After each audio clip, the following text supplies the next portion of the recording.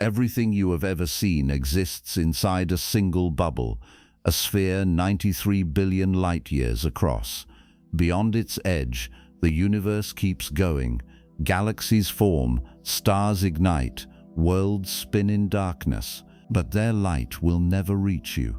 Not in a trillion years, not ever. Because the universe is not just expanding, it is accelerating. And the farther away something is, the faster it races beyond the horizon of what can ever be known. This is not a guess. This is not philosophy. This is measurement, hard data from the Planck satellite, from decades of cosmic surveys, from the faint glow of the oldest light in existence. And what that data reveals is more unsettling than most people realize. We are not standing at the center of everything. We are standing inside a region of space that happens to be close enough for light to reach us before the expansion of the cosmos rips it away forever. Everything else, the rest of reality, the infinite majority of what exists, is hidden behind a boundary we will never cross. But here is where it gets stranger. The universe we can see, this tiny bubble of visibility, should not look the way it does. Its geometry is balanced on a razor's edge, 1 part in 10 to the 62nd power, a level of fine-tuning so extreme that if you wrote it out, the number would stretch across this screen and off into absurdity. Without an explanation, without some mechanism in the first fractional instant of time, that balance is statistically impossible. And the leading explanation for how it happened suggests something even more profound: that our universe is not alone, that beyond the edge of everything visible, there are other bubbles, other horizons, an infinite ensemble of realities, each one sealed off from the others by the same relentless expansion that traps us here. This is that story. Welcome to Magnetic Space. If you're new here, please subscribe. We make these documentaries every day, and honestly, we'd love to have you along for the ride. Before we begin, tell us in the comments where you're watching from and what time it is there. Now settle in. This is going to be a good one. You stand at the center of a sphere. The radius of that sphere is 5 billion light-years in every direction. That's the distance from where you are sitting right now to the farthest edge of everything you could ever possibly see, even in principle, even if you had infinite time and a perfect telescope and the patience of a civilization that never dies. That sphere is called the observable universe. And the word observable is doing some very heavy lifting there, because it doesn't mean the entire universe. It means the part of the universe from which light has had time to reach us since the beginning. Everything beyond that radius, every galaxy, every star, every particle of dust floating in the void, is invisible. Not hard to see, not dim, invisible in the most absolute sense physics allows. The light from those places hasn't arrived yet, and depending on how fast space is expanding, it may never arrive. That sphere is your cosmic jail cell, and you will never leave it. So let's start with the obvious question. The universe is roughly 13.8 billion years old. Light travels at 299,792 kilometers per second, the fastest speed anything can move through space. If the universe is 13.8 billion years old, shouldn't the edge of the observable universe be 13.8 billion light-years away? That's how far light could have traveled in that amount of time. The math is simple. The answer should be 13.8, not 46.5, not even close to 46.5. So what's going on? The answer is space itself. The speed of light limit, the one we all learned in school, the cosmic speed limit enforced by relativity, applies to objects moving through space. A photon, a spaceship, a particle, anything with mass or energy cannot exceed the speed of light relative to the space around it. That rule is ironclad, but space itself is not an object. Space is the stage, not the actor, and the stage can do whatever it wants. Space can expand, and it has been expanding since the moment the universe began. Not expanding into something, just expanding, getting bigger, stretching, creating more distance between points that were once closer together, and it's been doing that for 13.8 billion years. Here's what that means. Imagine a galaxy that emitted a photon of light 13 billion years ago, shortly after the Big Bang. That photon started traveling toward us at the speed of light. While it was traveling, space expanded, the distance between us and the galaxy grew. The photon kept moving forward at light speed, but the finish line kept getting farther away. By the time the photon finally reached Earth, the galaxy that emitted it had been carried much farther away by the expansion of space itself. Today, that galaxy is not 13 billion light-years away. It's more like 30 or 40 billion light-years away, depending on how much expansion happened during the photon's trip. We see the galaxy as it was 13 billion years ago, but its current location, its actual position right now, is vastly more distant. That's why the observable universe is 46.5 billion light-years in radius, even though the universe is only 13.8 billion years old. Space cheated. It moved the goalposts while the light was in transit. Let's be more precise about what we mean when we say observable. The observable universe is defined as the region of space from which light has had time to reach us since the Big Bang. That includes everything we can see with telescopes, everything we can detect with radio waves, everything we can measure with any form of electromagnetic radiation. If a photon left a distant galaxy yesterday and it's currently on its way to Earth, that galaxy is inside the observable universe. If a photon left a galaxy 1 trillion years from now and it will someday reach us, that galaxy is still technically inside the observable universe, assuming space doesn't expand too fast and strand it beyond reach. But if a region of space is so far away that no light from it has reached us yet, and if space is expanding fast enough that no light from it ever will reach us, that region is outside the observable universe. Permanently, we will never see it. We will never detect it. We will never know what's there. It could be filled with galaxies identical to ours. It could be empty. It could contain structures we have no words for. Doesn't matter. It's gone. The number 46.5 billion light-years comes from careful measurements of the universe's expansion history combined with observations of the cosmic microwave background, which we'll get to in the next chapter. Astronomers use a unit called a gigaparsec, which is about 3.26 billion light-years. The radius of the observable universe is roughly 14.26 gigaparsecs. Multiply that out, and you get 46.5 billion light-years, give or take. The total diameter, edge to edge through the middle, is about 93 billion light-years. That's the bubble. That's the box.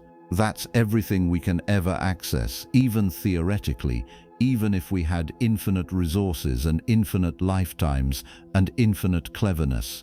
Now here's the part that breaks people's intuition. The observable universe is not the same for everyone. If you could somehow teleport to a galaxy 20 billion light-years away, your observable universe would be a different sphere. It would still be 46.5 billion light-years in radius, centered on you, but it would include regions we can't see and exclude regions we can. Every observer in the universe has their own bubble, their own horizon, their own edge. Earth is not at the center of the universe. We are only at the center of our observable universe, which is a completely different statement. The universe has no center. Or if it does, we have no way of knowing where it is. The observable universe is not a physical structure. It's a limitation imposed by the speed of light and the age of the universe.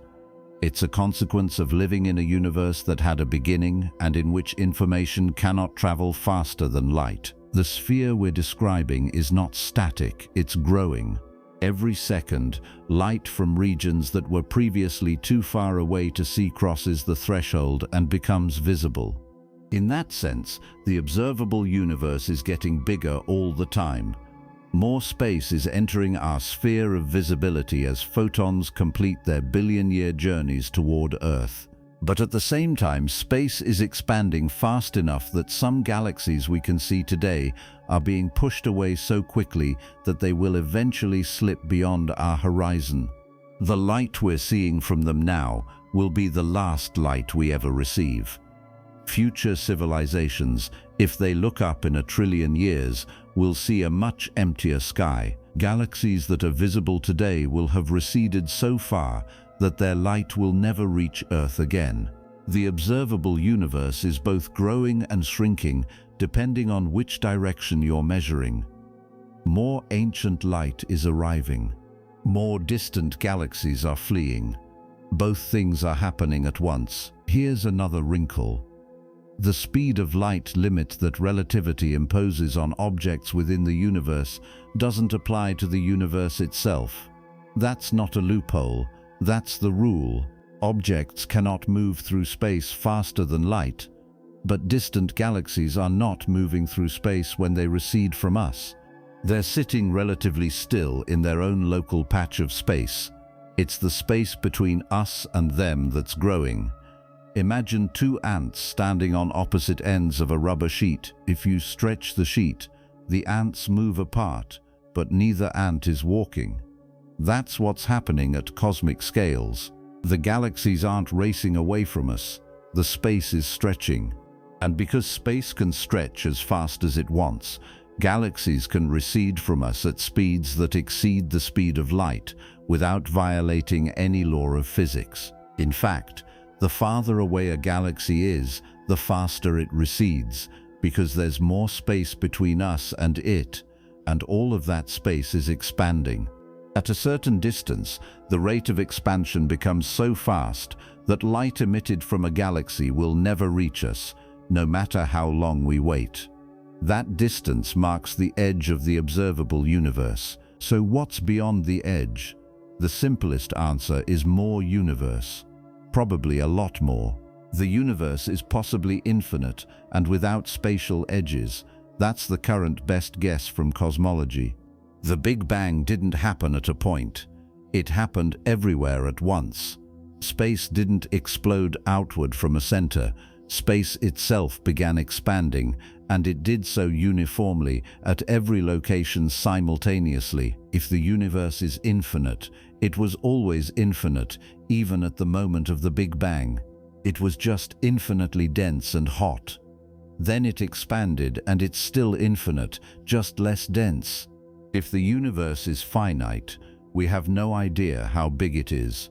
We only know it's at least as big as the observable part, which is 93 billion light-years across.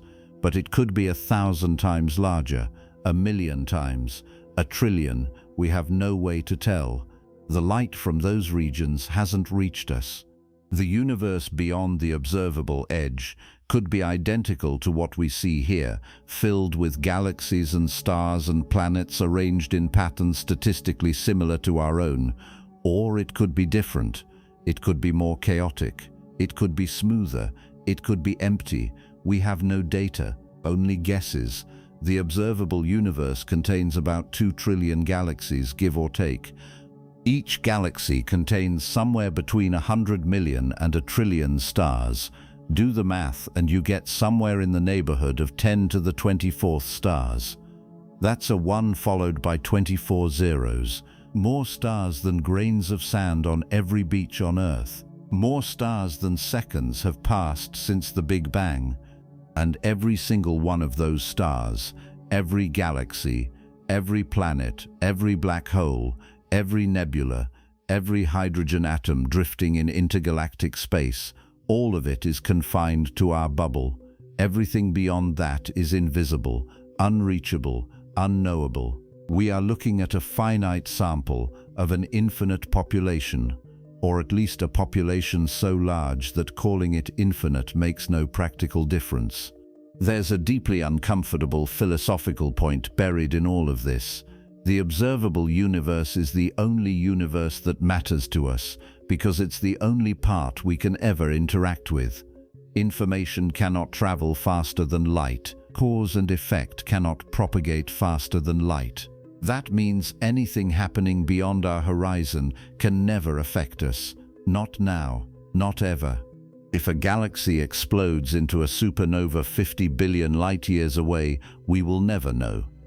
If an advanced civilization builds a Dyson sphere around a distant star, we will never see it. If the laws of physics are different in some faraway region, we will never detect the difference. The universe beyond the edge is as inaccessible to us as a universe that doesn't exist.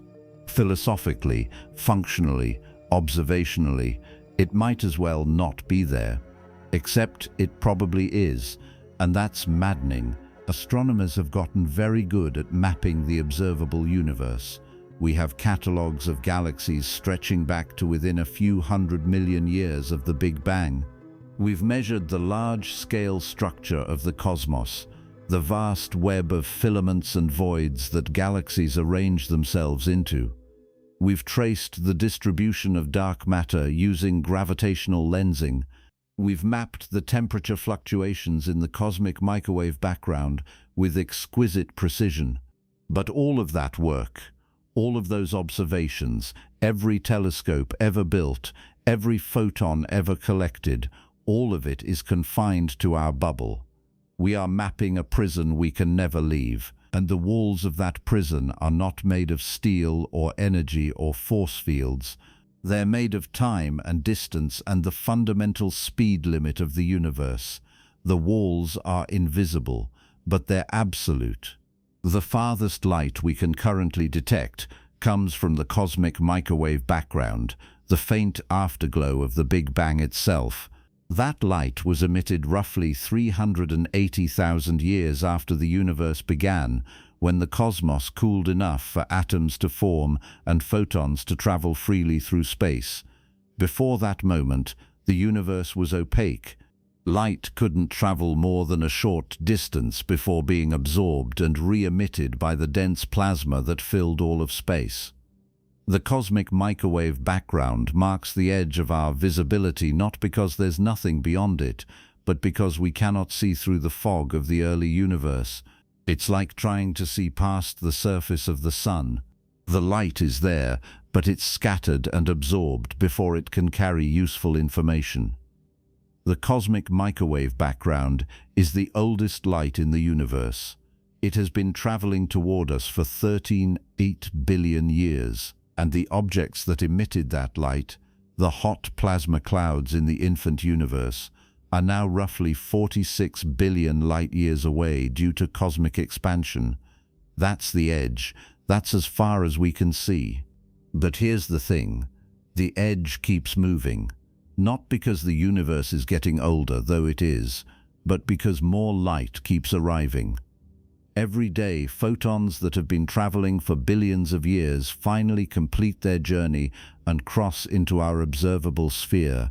In that sense, the universe is revealing itself to us slowly, one photon at a time. The observable universe of today is slightly larger than the observable universe of yesterday, and it will be slightly larger tomorrow. The bubble is growing, the horizon is receding. But we are also losing things.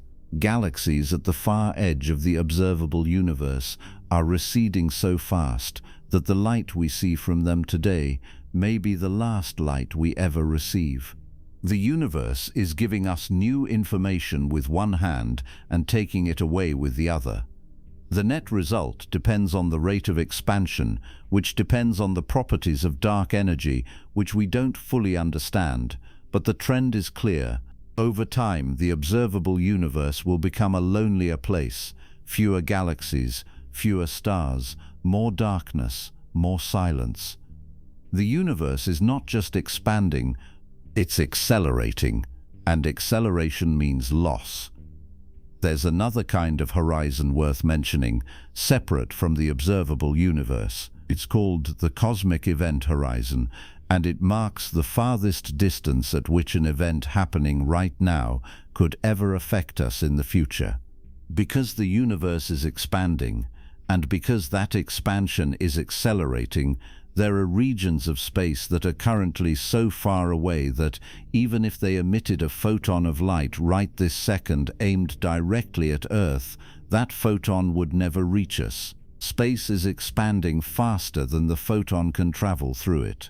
The photon keeps moving forward at light speed, but the finish line keeps getting farther away faster than the photon can close the gap. The light is running on a treadmill that's accelerating. It will never arrive. That boundary, the line beyond which events can never influence us no matter how long we wait, is the cosmic event horizon. It's closer than the edge of the observable universe. Current estimates put it at about 16 billion light-years away. Everything beyond that distance is causally disconnected from us. It exists, presumably, but it might as well be in a different universe. No signal from there will ever reach here. No cause from there will ever produce an effect here. The connection is severed permanently. So when we talk about the observable universe, we're really talking about three nested spheres. The innermost sphere is the event horizon, about 16 billion light-years away, marking the limit of future causal contact. The middle sphere is the particle horizon, about 46.5 billion light-years away, marking the current edge of visibility.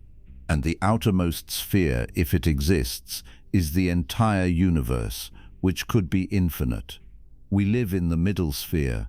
We can see out to the particle horizon. We can only interact with things inside the event horizon. And we have no idea how big the whole thing is. That's the cosmic situation. That's the box we're in. And we can't get out. We can't even see the walls from the inside. We can only infer them from the math and the measurements and the realization that light has a finite speed and the universe has a finite age. This brings us to the uncomfortable truth at the center of cosmology. Almost everything that exists is invisible to us. If the universe is infinite, then the observable universe is an infinitely small fraction of the whole. If the universe is merely very large, say 1,000 times bigger than the observable part, we're still seeing less than 1/1,000,000th of what's out there. Either way, we are profoundly, hopelessly blind. The universe we study, the one we map and catalogue and build theories about, is a sample, a tiny, possibly unrepresentative sample. Everything we know about cosmology is based on observations confined to a 93 billion light-year bubble centered on one unremarkable planet in one unremarkable galaxy. And we're extrapolating from that sample to make claims about the entire universe. That's like standing in your backyard, looking around, and concluding that the whole Earth must look exactly like your lawn. It's not a safe assumption, but it's the only one we've got. The visible bubble is where everything we know lives. Every scientific measurement, every astronomical observation, every star you've ever seen, every galaxy Hubble ever photographed, every signal the James Webb Space Telescope has detected, all of it, every bit of data humanity has ever collected about the universe comes from inside this one sphere. And the edges of that sphere are not arbitrary. They're set by the laws of physics, by the speed of light, by the age of the universe, by the rate of expansion.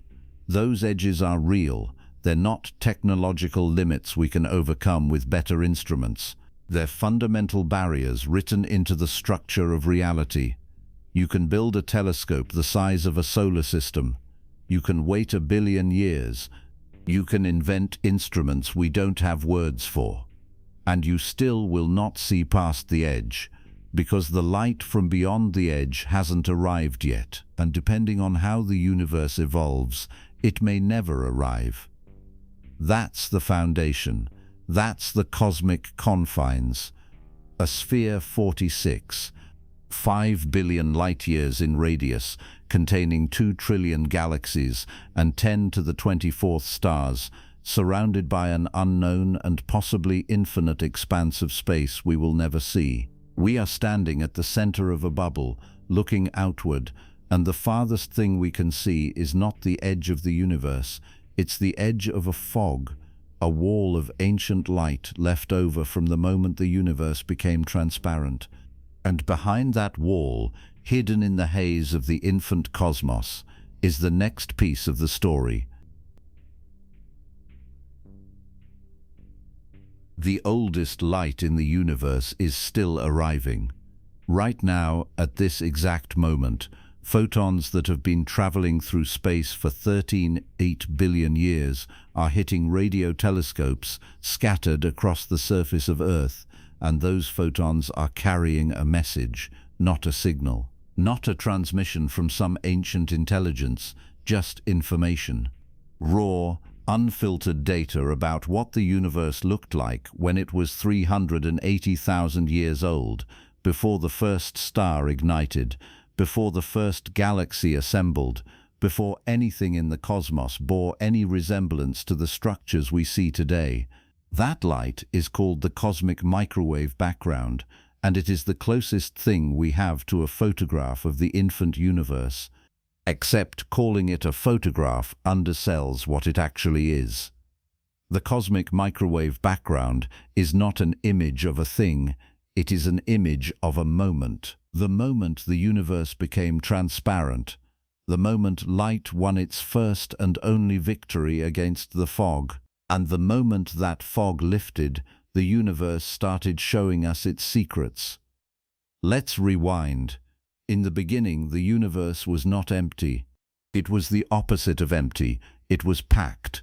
At the moment of the Big Bang, all of space was filled with an unimaginably hot, dense soup of particles, not atoms. Atoms couldn't exist yet. It was too hot. What existed instead was a plasma, a chaotic mess of electrons, protons, neutrons, and photons, all smashing into one another at energies so high that nothing stable could form.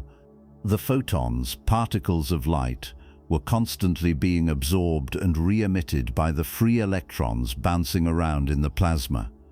Light could not travel more than a tiny distance before hitting another particle and scattering in a random direction. The universe was opaque. If you could somehow stand inside it, which you couldn't because you would be vaporized instantly, you wouldn't see anything.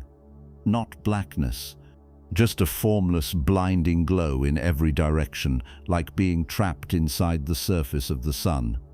The early universe was a furnace with no windows. This lasted for about 380,000 years.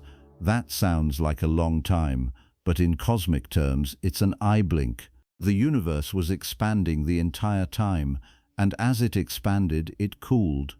Temperature and density are linked. Spread the same amount of energy over a larger volume, and the temperature drops. By the time the universe hit 380,000 years old, it had cooled to about 3,000 Kelvin, roughly the temperature of a red-hot piece of metal fresh out of a forge. That was cool enough for something important to happen.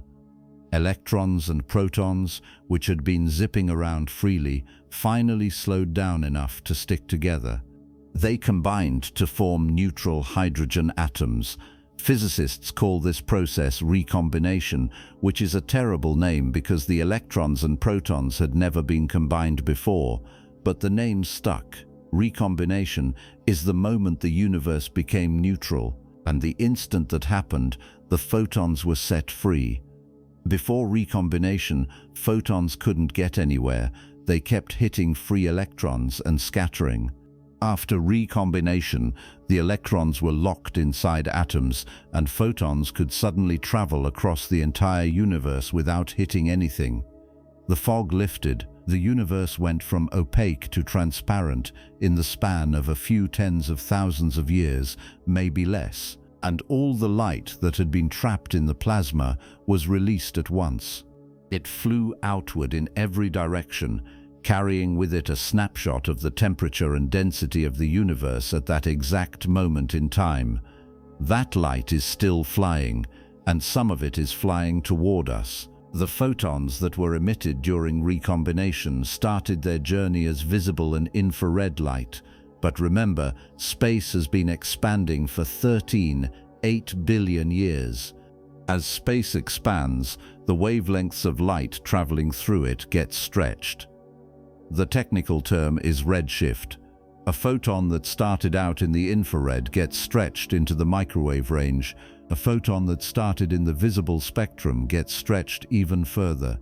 By the time those ancient photons reach Earth today, they have been stretched by a factor of about 1,100. The light that was once a warm glow at 3,000 Kelvin is now a cold whisper at 725 Kelvin, just a few degrees above absolute zero. That's the cosmic microwave background. Not the light of the Big Bang itself, which happened earlier and is hidden behind the fog, but the light from the moment the fog cleared. The afterglow, the echo, the CMB was discovered by accident. In 1965, two radio astronomers named Arno Penzias and Robert Wilson were working at Bell Labs in New Jersey, testing a large horn-shaped antenna originally built for satellite communication. They were trying to measure faint radio signals from the Milky Way, but they kept picking up noise, a persistent hiss coming from every direction in the sky. At first, they thought it was interference. They checked the electronics. They recalibrated the equipment. They even cleaned pigeon droppings out of the antenna, thinking that might be the problem. The noise didn't go away. It was always there, day and night, summer and winter, coming from every part of the sky with almost perfect uniformity. They had no idea what they were looking at. Meanwhile, about 40 kilometers away at Princeton University, a physicist named Robert Dicke had predicted that if the Big Bang theory was correct, there should be leftover radiation from the early universe still detectable today. He and his team were building an instrument to search for it. When Dicke heard about the noise Penzias and Wilson were picking up, he immediately realized what it was. The story goes that after receiving a phone call about the discovery, Dicke turned to his colleagues and said, "Well, boys, we've been scooped." Penzias and Wilson had found the cosmic microwave background without knowing they were looking for it. The discovery was announced in 1965, and it changed cosmology overnight. Before the CMB, the Big Bang was one theory among several. After the CMB, it was the only theory that fit the data. Penzias and Wilson were awarded the Nobel Prize in Physics in 1978. Here's why the CMB mattered so much. For decades, cosmologists had been arguing about whether the universe had a beginning or whether it had always existed in more or less its current state. The steady-state theory, championed by astronomer Fred Hoyle, claimed that the universe was eternal and unchanging on large scales. New matter was continuously created to fill the gaps left by cosmic expansion, so the overall density stayed constant. The Big Bang theory, by contrast, said the universe had a definite starting point and that it used to be much hotter and denser. Both theories explained the expansion of the universe, which Edwin Hubble had observed in the 1920s. But only the Big Bang predicted leftover heat. Only the Big Bang predicted a faint glow of radiation filling all of space, a relic from when the universe was young and hot. The CMB was that relic. Its discovery was the knockout punch. Steady-state cosmology collapsed almost immediately. The Big Bang won. But the CMB didn't just confirm that the universe had a beginning. It gave cosmologists a tool. Because the CMB is a snapshot of the universe at 380,000 years old, any structure, any variation, any lumpiness in the density of matter at that time would leave an imprint on the light. Regions that were slightly denser than average would have slightly stronger gravity, which would pull photons out of those regions with slightly less energy. Less energy means lower temperature. Regions that were slightly less dense would have slightly weaker gravity, and photons escaping from there would have slightly more energy, meaning higher temperature. The result is that the CMB should not be perfectly uniform. It should have tiny hot and cold spots, variations in temperature that correspond to variations in the density of matter in the early universe. Those variations are the seeds, the places where gravity would eventually pull matter together to form the first stars, the first galaxies, the large-scale structure of the cosmos. If the CMB were perfectly smooth, the universe today would be perfectly smooth. No galaxies, no stars, no us. The fact that we exist means the CMB must have structure. The question was whether we could detect it. For 2 decades after its discovery, the CMB appeared frustratingly smooth. Early measurements showed the same temperature in every direction to within a fraction of a percent. It wasn't until 1992 that NASA's Cosmic Background Explorer satellite, known as COBE, detected the first variations, tiny fluctuations, about 1 part in 100,000, spread across the sky in a mottled pattern. The announcement made headlines. George Smoot, the lead scientist on the COBE team, famously called the findings like looking at the face of God, which got him a lot of attention and also a fair amount of criticism from colleagues who thought the comment was overblown. But the data was real. The CMB had structure, and that structure matched the predictions of Big Bang cosmology almost perfectly. The variations weren't random. They had a specific pattern, a specific size scale, and a specific statistical distribution that told cosmologists exactly how much ordinary matter, dark matter, and dark energy existed in the universe, how fast the universe was expanding, and whether space was curved or flat. All of that information was encoded in the temperature fluctuations of the CMB. All you had to do was measure them precisely enough. That's where the European Space Agency's Planck satellite comes in. Launched in 2009, Planck was designed to map the CMB with unprecedented precision. It carried instruments capable of measuring temperature differences as small as a few millionths of a degree across the entire sky. Over the course of 4 years, Planck scanned the heavens, collecting data on the CMB's temperature and polarization. The result was the most detailed map of the early universe ever produced, a full sky image showing the tiny hot and cold spots in exquisite detail, along with measurements of their size, shape, and distribution. When the Planck team released their final results in 2018, they had pinned down the age of the universe to 797 billion years, plus or minus 23 million years. They had measured the density of ordinary matter, and dark energy to within a percent or 2. They had confirmed that the universe is spatially flat, meaning it will expand forever rather than collapsing back on itself. And they had provided some of the strongest evidence yet for a theory called cosmic inflation, which we'll get to in the next chapter. Every number, every parameter, every detail about the universe's composition and history that cosmologists rely on today comes in large part from the CMB data collected by Planck. It is the single most important dataset in modern cosmology. Let's talk about what those temperature fluctuations actually mean. Imagine the universe at 380,000 years old.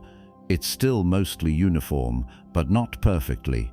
Quantum fluctuations in the first fraction of a second after the Big Bang have left tiny density variations scattered throughout space. Some regions have slightly more matter, some have slightly less. Those variations are small, less than 1 part in 100,000. but they're enough. Gravity starts pulling matter toward the denser regions. Over time, those regions will grow into galaxy clusters. The less dense regions will become voids. But at 380,000 years, none of that has happened yet. The variations are just beginning, and they leave their fingerprints on the CMB. A photon that starts in a slightly denser region has to climb out of a slightly stronger gravitational well. Climbing costs energy. By the time the photon escapes, it has slightly less energy than a photon from a less dense region. Less energy means a longer wavelength, which, after billions of years of expansion, shows up as a slightly cooler spot on the CMB map. Cooler spots correspond to denser regions in the early universe. Hotter spots correspond to less dense regions. The pattern of hot and cold across the sky is a map of the density fluctuations that existed 380,000 years after the Big Bang. And from that map, you can work backward and figure out what caused those fluctuations in the first place. The size of the hot and cold spots matters. If you look at the CMB and measure the typical angular size of the fluctuations, you get a number. That number depends on the geometry of the universe. If space is flat, the spots have a certain size. If space is curved, they look bigger or smaller depending on whether the curvature is positive or negative.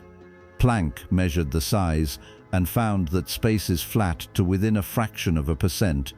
That tells us the universe contains almost exactly the critical density needed to balance expansion against gravitational collapse. Any less and space would be negatively curved.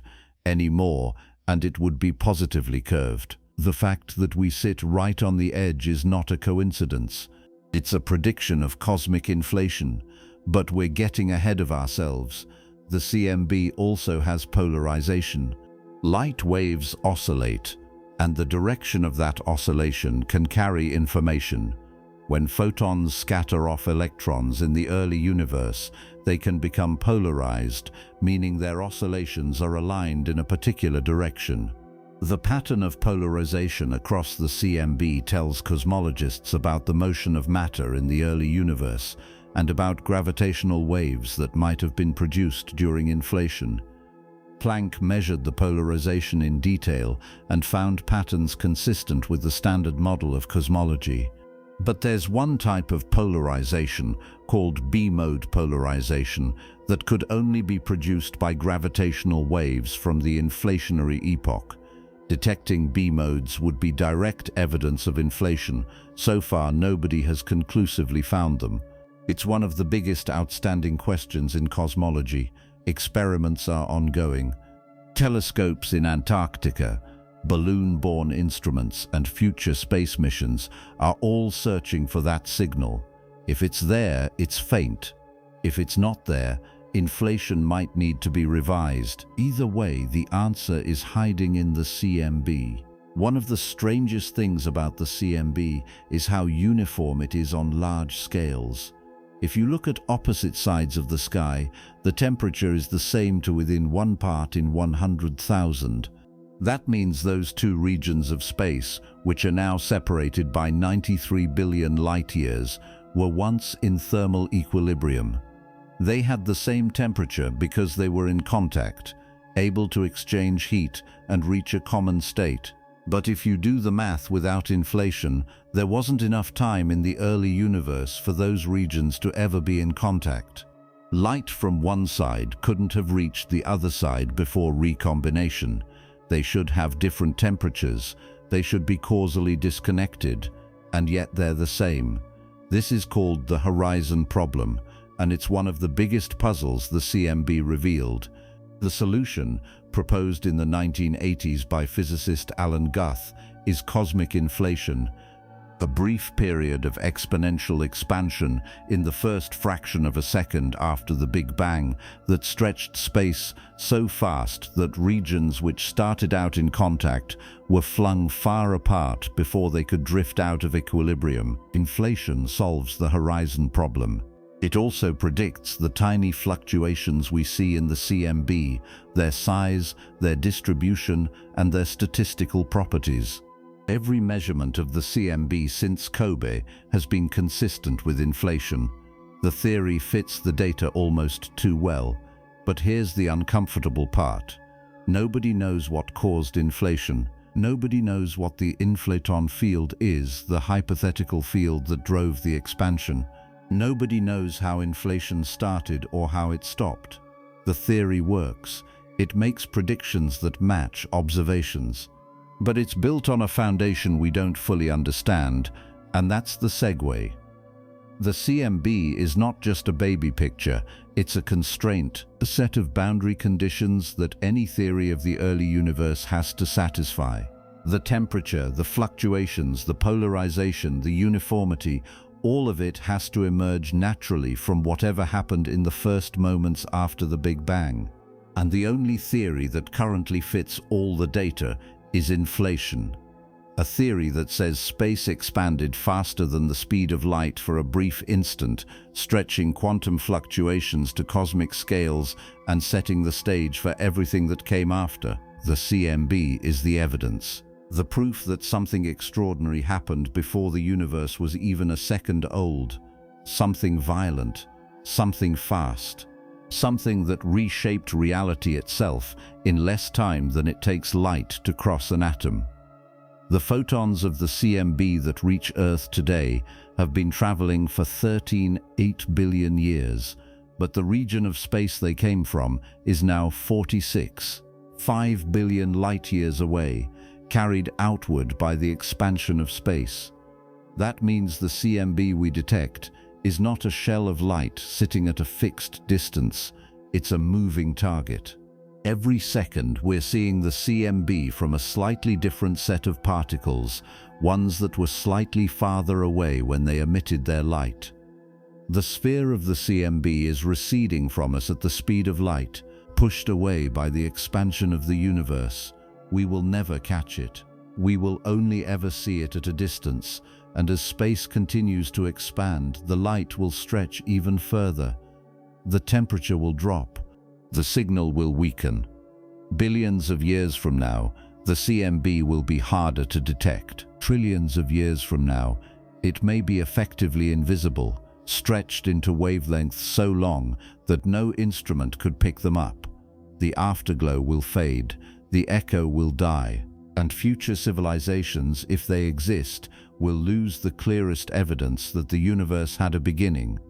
But for now, the CMB is here, detectable, measurable, a message from the infant universe written in the language of light and temperature and geometry.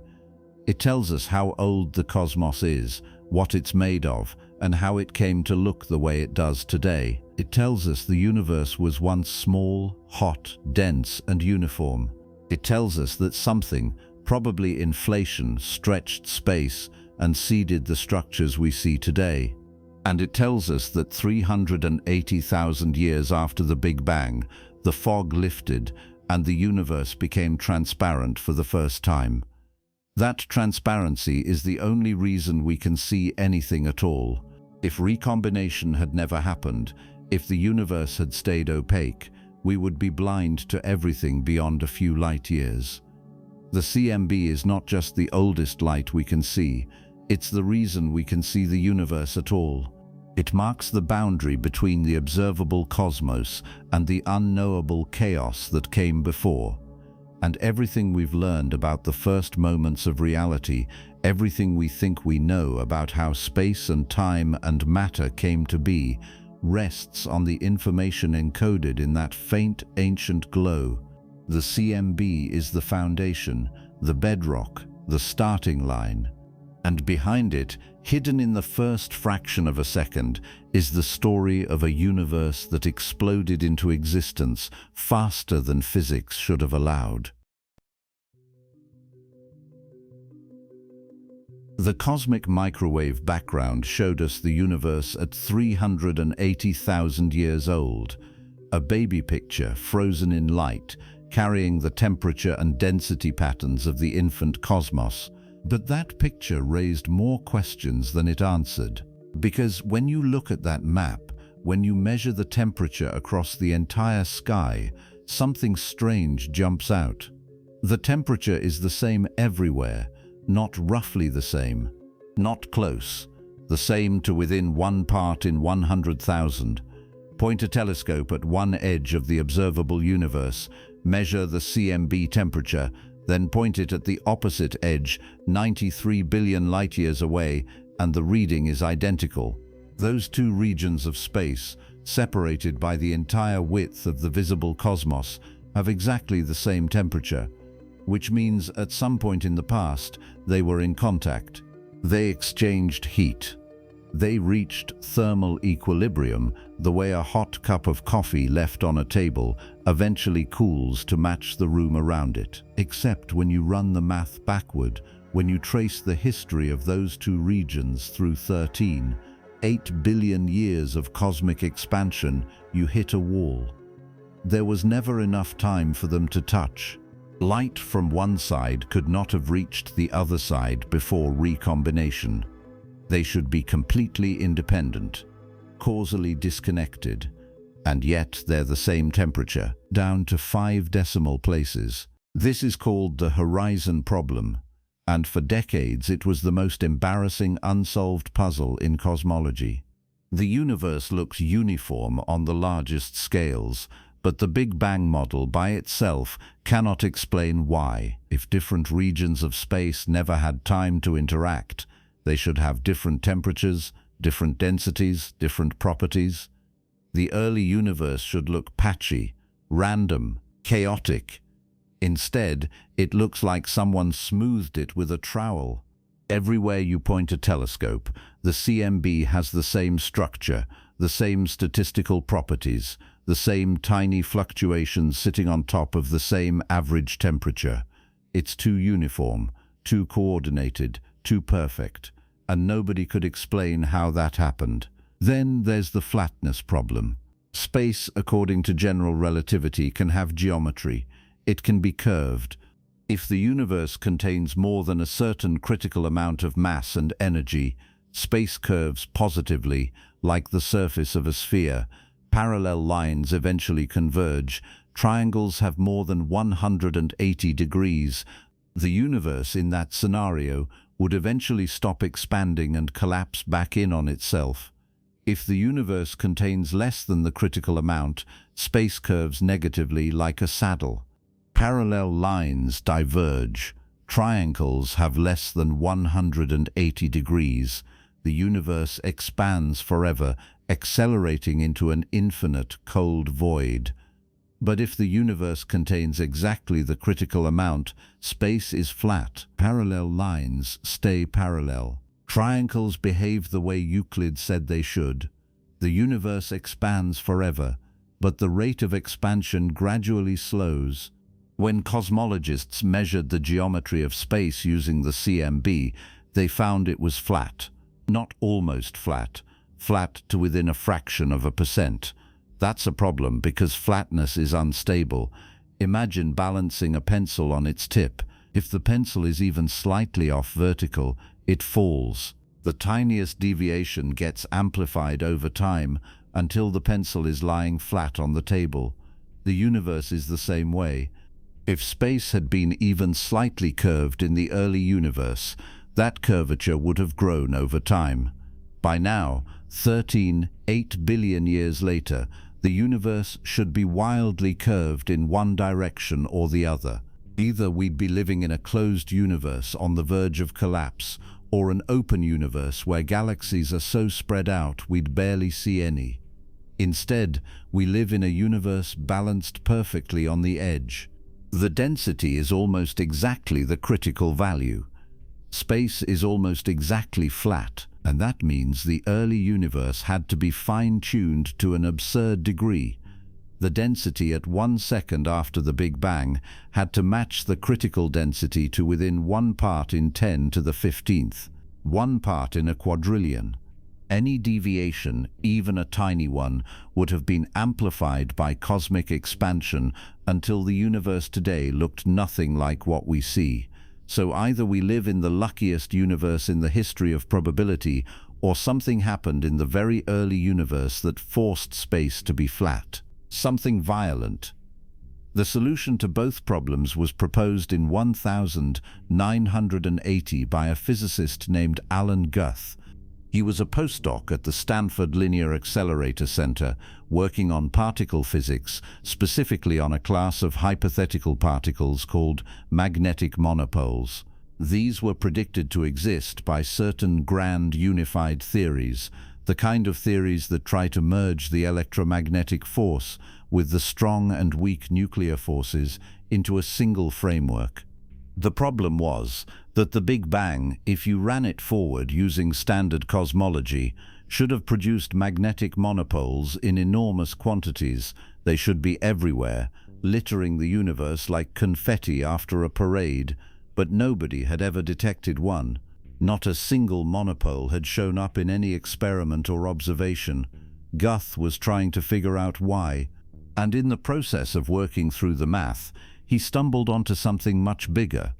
Guth realized that if the early universe had gone through a brief period of exponential expansion faster than anything allowed by normal cosmology, it would have solved all three problems at once: the horizon problem, the flatness problem, and the monopole problem. One mechanism, three fixes. The idea was simple in principle. In the first fraction of a second after the Big Bang, before the universe was even a trillionth of a second old, space underwent a period of runaway growth. Not the steady expansion described by Hubble's law, exponential expansion, doubling in size every tiny fraction of a second. For a brief instant, space expanded faster than the speed of light. Not because anything was moving through space faster than light, which would violate relativity, but because space itself was inflating, stretching, growing so fast that distant points were being carried apart faster than light could travel between them. Guth called the idea inflation, and when he presented it in January 1981 at a workshop in California, it hit the cosmology community like a freight train. Some people in the room immediately recognized it as a major breakthrough.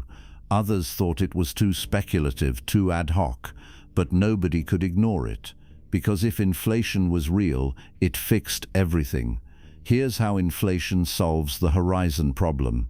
Before inflation, the entire observable universe, all 93 billion light-years of it, was compressed into a region smaller than an atom, much smaller. At that scale, everything was in contact.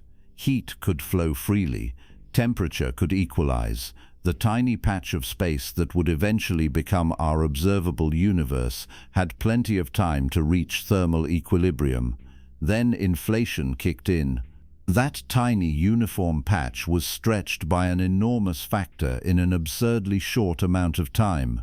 Estimates vary depending on the model, but the expansion was at least a factor of 10 to the 26th. Some models push it higher, to 10 to the 30th or beyond. The patch that started out smaller than a proton was blown up to the size of a grapefruit or a beach ball, or larger, depending on how long inflation lasted. And it all happened in roughly 10 to the negative 36 seconds. Maybe 10 to the negative 32 seconds, a time span so short that human language doesn't have words for it. Inflation stretched space faster than light could cross it, and when inflation ended, that stretched region kept expanding at a more sedate pace, following the normal rules of Big Bang cosmology. The key point is this: all the regions of space we see today in the CMB, all those distant patches separated by billions of light-years, came from a single tiny region that was once in contact. That's why they have the same temperature. They started together. Inflation pulled them apart before they could drift out of equilibrium. The horizon problem solved. The flatness problem gets solved by the same mechanism. Imagine the surface of a balloon. If the balloon is small, you can see the curvature clearly. The surface bends. Now blow the balloon up to the size of a planet. The curvature is still there, but from the perspective of someone standing on the surface, it looks flat. Blow the balloon up to the size of a galaxy and the curvature becomes unmeasurable. Inflation did that to space. Whatever curvature existed before inflation, positive or negative, was stretched so much that it became effectively zero. Space was flattened by the sheer scale of the expansion, not because the universe was born flat, but because inflation made it flat. A universe that starts out with any initial curvature, inflated by a factor of 10 to the 26th or more, ends up looking flat to anyone inside it. The density doesn't have to be fine-tuned to 1 part in a quadrillion at 1 second after the Big Bang. It just has to survive inflation, and inflation does the fine-tuning for you. Problem solved.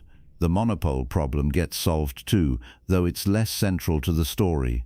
If inflation happened before the era when monopoles would have formed, then the monopoles were diluted to the point of invisibility. Imagine filling a swimming pool with sand, then inflating the pool to the size of a galaxy. The sand is still there, but it's spread so thin you'd never notice it. That's what happened to the monopoles, assuming they ever existed. Inflation scattered them across such a vast volume of space that the odds of finding one in the observable universe are essentially zero. Guth had solved 3 major problems with one idea, and that idea, as wild as it sounded, made testable predictions. The mechanism behind inflation is where things get speculative. Nobody knows exactly what caused it. The leading idea is that inflation was driven by a field, similar to an electromagnetic field or the Higgs field, but with very different properties. Physicists call it the inflaton field, which is not a great name, but it's stuck. The inflaton is thought to be a scalar field, meaning it has a value at every point in space but no direction. Think of it like a temperature field. At every location, there's a number representing the temperature, but temperature doesn't point anywhere. The inflaton field in the very early universe was sitting in a high-energy state. Not its lowest energy state, but a temporary unstable configuration sometimes called a false vacuum. While the field was stuck in that state, it acted like a cosmological constant, a source of energy that didn't dilute as space expanded. Normal matter and radiation get less dense as the universe grows. Spread the same amount of stuff over a larger volume and the density drops. But the energy of the inflaton field was tied to the field itself, not to particles. As space expanded, more space meant more field, which meant more energy. The energy density stayed constant even as the universe grew. And constant energy density in general relativity produces a gravitational repulsion, not attraction, repulsion. That's what powered inflation. The inflaton field's energy caused space to expand exponentially, and the expansion created more field, which created more energy, which caused more expansion. A runaway feedback loop. Space doubled in size every 10 to the negative 35 seconds or so, and it kept doubling until something changed. Eventually, the inflaton field decayed. It rolled down from its high energy state to a lower, more stable state, the way a ball rolls down a hill. When that happened, the energy stored in the field was released. It didn't vanish. Energy is conserved. Instead, it converted into particles and radiation. This process is called reheating, and it's where the hot Big Bang actually began. Before inflation, the universe was cold, empty, dominated by the inflaton field. After inflation, the universe was flooded with particles, hot and dense and expanding at a much slower rate. Inflation ended, normal cosmology took over, and the universe we know began. That's the story. Inflation stretches a tiny, uniform patch of space to enormous size, smooths out any curvature, dilutes away any unwanted relics, and seeds the cosmos with the tiny quantum fluctuations that will eventually grow into galaxies. Then it shuts off, dumps its energy into particles, and hands the reins over to the standard Big Bang model. Elegant, powerful, and it fits the data. When cosmologists calculated what inflation predicted for the CMB, the predictions matched observations almost perfectly. Inflation said the universe should be flat. The CMB said it was. Inflation said the temperature fluctuations should follow a specific statistical pattern. The CMB matched that pattern. Inflation said the fluctuations should be nearly scale invariant, meaning they should look roughly the same at all sizes. The CMB agreed. Every major prediction of inflation that could be tested with the Planck satellite or its predecessors came back positive. The theory worked, and that's rare in physics. Most ideas don't survive first contact with data. Inflation survived everything thrown at it. There's one prediction inflation made that hasn't been confirmed yet, and it's the big one. During inflation, space was expanding so violently that it should have generated gravitational waves, not the kind produced by colliding black holes or neutron stars. Primordial gravitational waves, ripples in space-time itself, created by the inflationary expansion. Those waves would have left an imprint on the CMB in the form of a specific pattern of polarization called B-mode polarization. Detecting B-modes would be smoking gun evidence for inflation. It would tell us that inflation really happened and give us information about the energy scale at which it occurred. Several experiments have searched for B-modes. The most famous attempt came in 2014 when a team working with a telescope called BICEP-2, located at the South Pole, announced they had detected the signal. The announcement made headlines. Some scientists called it the discovery of the century. Press conferences were held. Champagne was presumably opened. Then other teams took a closer look at the data and realized there was a problem. The signal BICEP-2 detected wasn't coming from the early universe. It was coming from dust. Dust in our own galaxy, sitting between us and the CMB, polarizing light in a way that mimicked the signature of primordial gravitational waves. The detection was real. The interpretation was wrong. BICEP-2 had found dust, not inflation. The result was retracted, or at least heavily revised, and the search continues. As of now, no experiment has conclusively detected B-mode polarization from primordial gravitational waves. That doesn't mean inflation is wrong, it just means the signal is fainter than some models predicted, or we haven't built sensitive enough instruments yet. The search is ongoing. New telescopes, new detectors, new techniques. If the signal is there, someone will find it. If it's not, inflation will need to be revisited.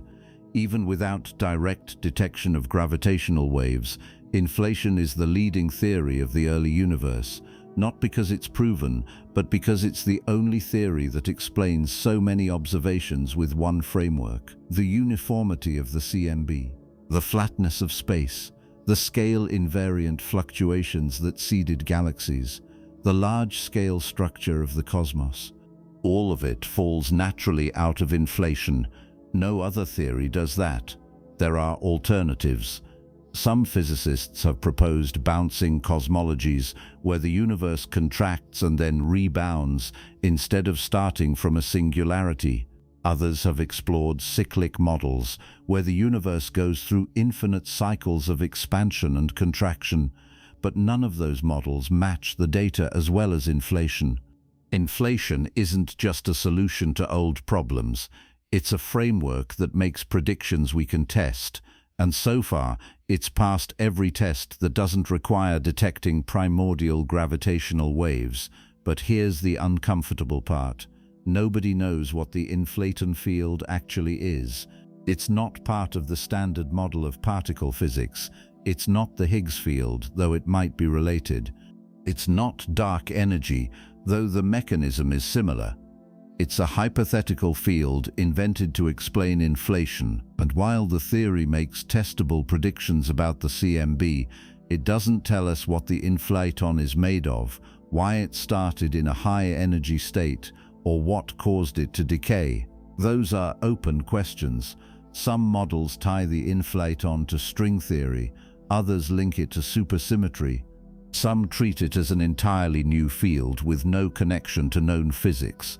The details vary wildly depending on which version of inflation you're talking about, and there are dozens of versions: slow-roll inflation, chaotic inflation, eternal inflation, hybrid inflation. Each model tweaks the potential energy curve of the inflaton field in different ways, leading to slightly different predictions. The basic idea is the same in all of them: exponential expansion driven by a scalar field in a high-energy state. But the specifics differ, and right now, the data isn't precise enough to pick a winner. There's another wrinkle. Inflation might not have ended everywhere at once. In some models, inflation is eternal. Once it starts, it never fully stops. Instead, it ends in pockets. Bubbles of space where the inflaton field decays and inflation shuts off, giving birth to regions that look like our observable universe. But outside those bubbles, inflation keeps going, spawning new bubbles, which spawn more bubbles forever. If eternal inflation is real, our universe is just one bubble in an infinite sea of bubbles. Each bubble could have different physical properties, different values for the fundamental constants, different laws of physics.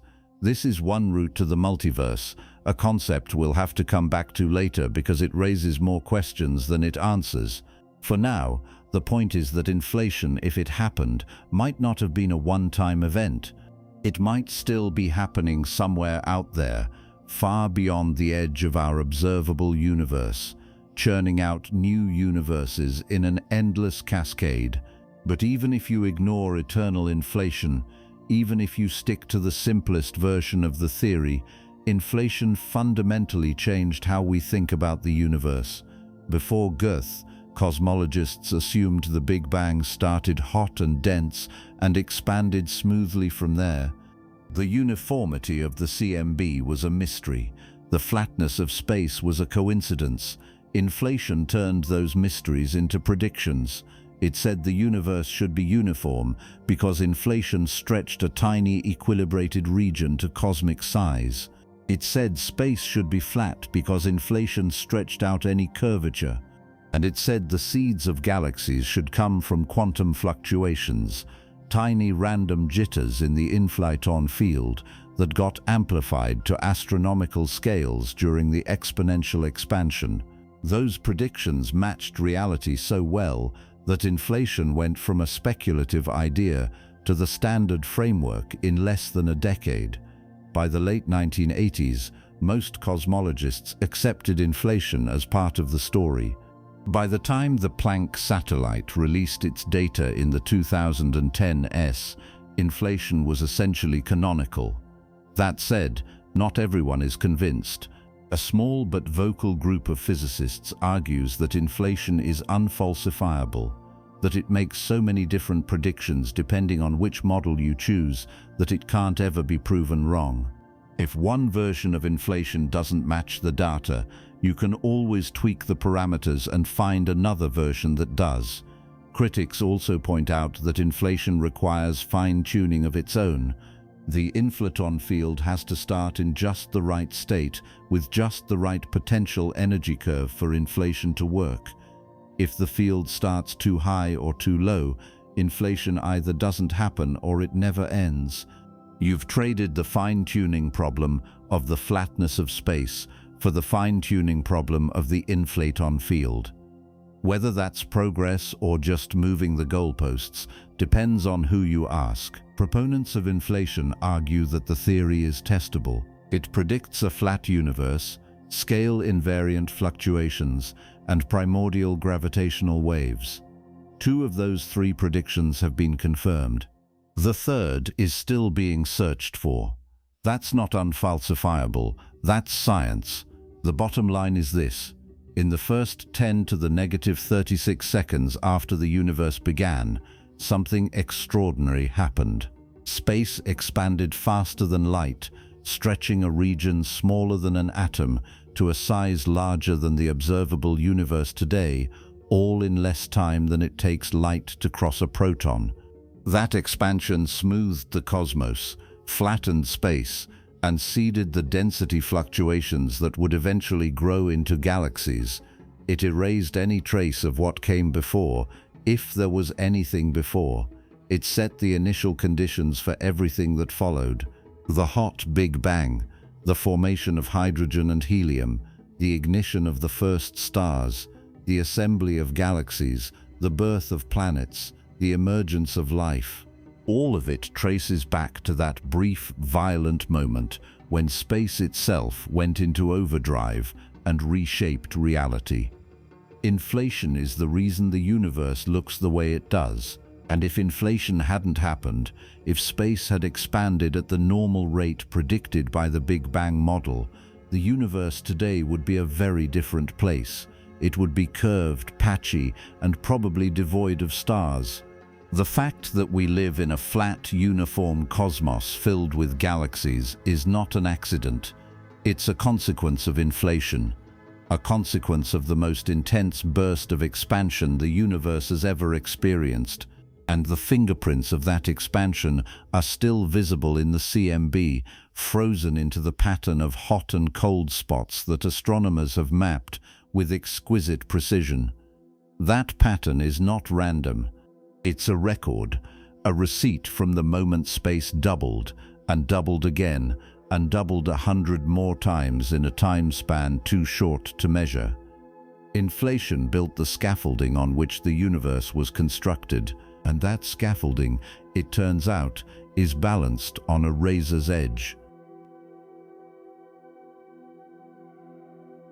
The universe is balanced on a knife edge, and I mean that in the most literal, mathematical, unsettling way physics allows. We just spent the last chapter talking about inflation, about how a brief period of exponential expansion in the first fraction of a second after the Big Bang solved multiple problems at once. The horizon problem, the flatness problem, the monopole problem, 3 puzzles, 1 mechanism, clean, elegant, almost too convenient. But now we need to stop and actually sit with what the flatness problem means. Because when you work through the numbers, when you really look at what would have been required for the universe to end up the way it is without something like inflation intervening, you run face first into one of the most disturbing facts in all of cosmology. The universe as it exists today should not look like this. Not unless the initial conditions at the moment of the Big Bang were fine-tuned to a degree so absurd that calling it a coincidence feels like an insult to the word coincidence. Let's start with what we mean by flatness. Not flat like a piece of paper, not flat like a plane, flat in the sense of geometry. The geometry of space itself. General relativity tells us that space can curve. Gravity isn't a force pulling objects together.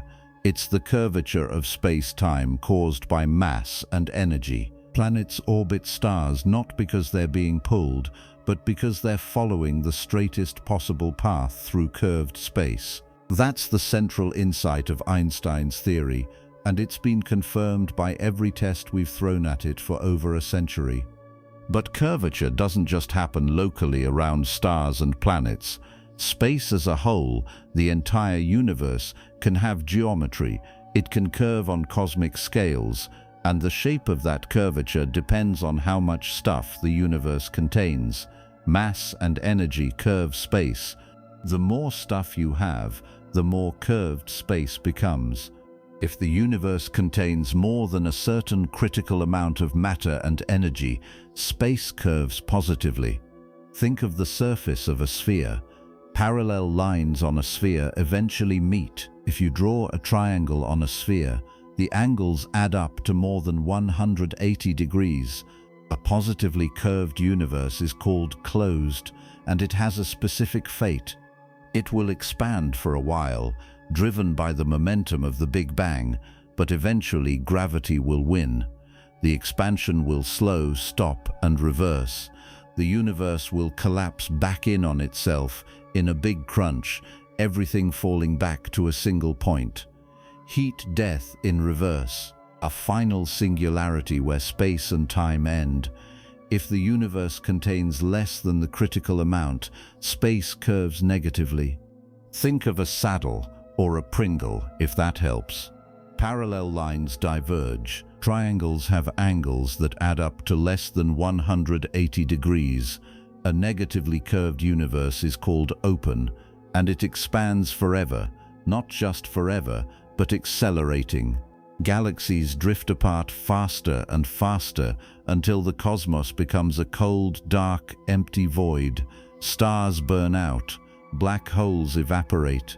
Eventually, even particles decay, and there's nothing left but a featureless expanse of space stretching toward infinity, too cold and too empty for anything interesting to ever happen again. That's heat death, the slow, grinding, inevitable end of a universe with too little matter to hold itself together. But if the universe contains exactly the critical amount of matter and energy, not a little more, not a little less, but exactly the right amount, space is flat. Parallel lines stay parallel. Triangles obey Euclidean geometry. The angles add up to exactly 180 degrees. A flat universe expands forever, but the expansion gradually slows. Gravity and expansion are perfectly balanced. This is the knife edge, the boundary between collapse and runaway expansion. And this is where we live. The critical density is a specific number. It's about 5.9 times 10 to the negative 26 kilograms per cubic meter. That's not much. It's roughly 5 hydrogen atoms per cubic meter of space, averaged over the entire cosmos. If the universe has more than that, it's closed. If it has less, it's open. If it has exactly that, it's flat. When cosmologists measured the actual density of the universe using observations of the cosmic microwave background, large-scale structure, and the motions of galaxies, they found something remarkable. The density is almost exactly the critical value, not close, almost exactly. The universe is flat to within about 1%. Some measurements push the error bars even tighter. Planck's final results in 2018 showed that the universe is consistent with perfect flatness within the limits of measurement precision. The density parameter, which physicists call omega, is 1, not 0.9, not 1.1, 1. Within the noise. That sounds like good news. It means space is simple, Euclidean, predictable, no weird curvature to worry about. Triangles behave. Parallel lines do what you expect.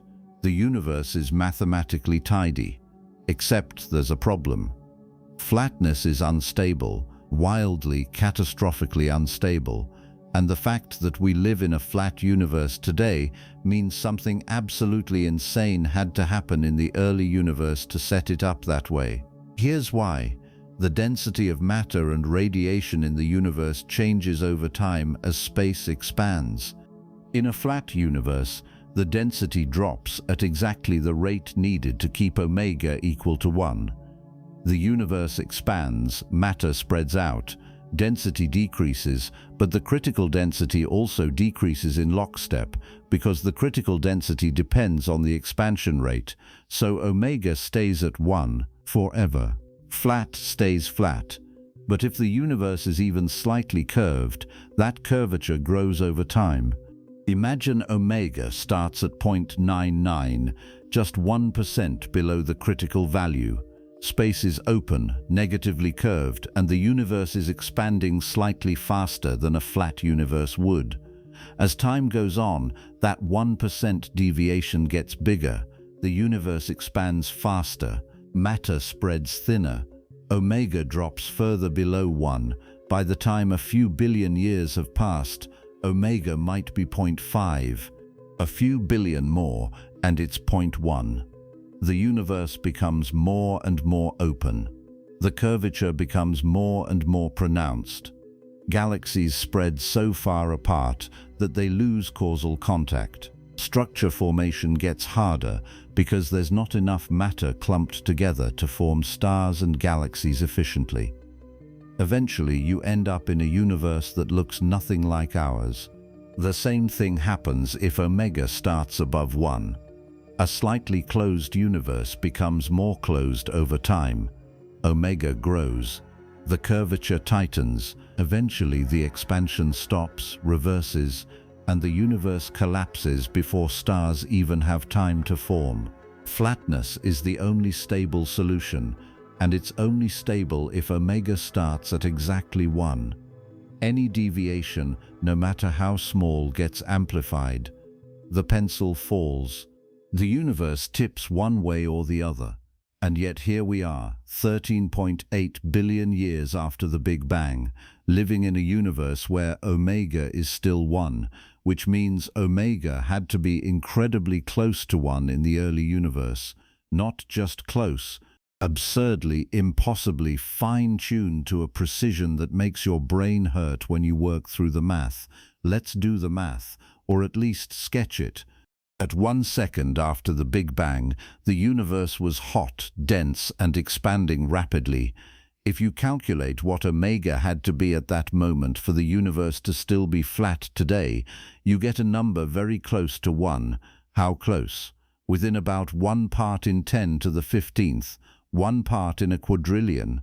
If omega at 1 second after the Big Bang had been 1.00000000001 with 15 zeros, the universe today would be noticeably curved, either closed and on the verge of collapse, or open and so spread out that galaxies never formed.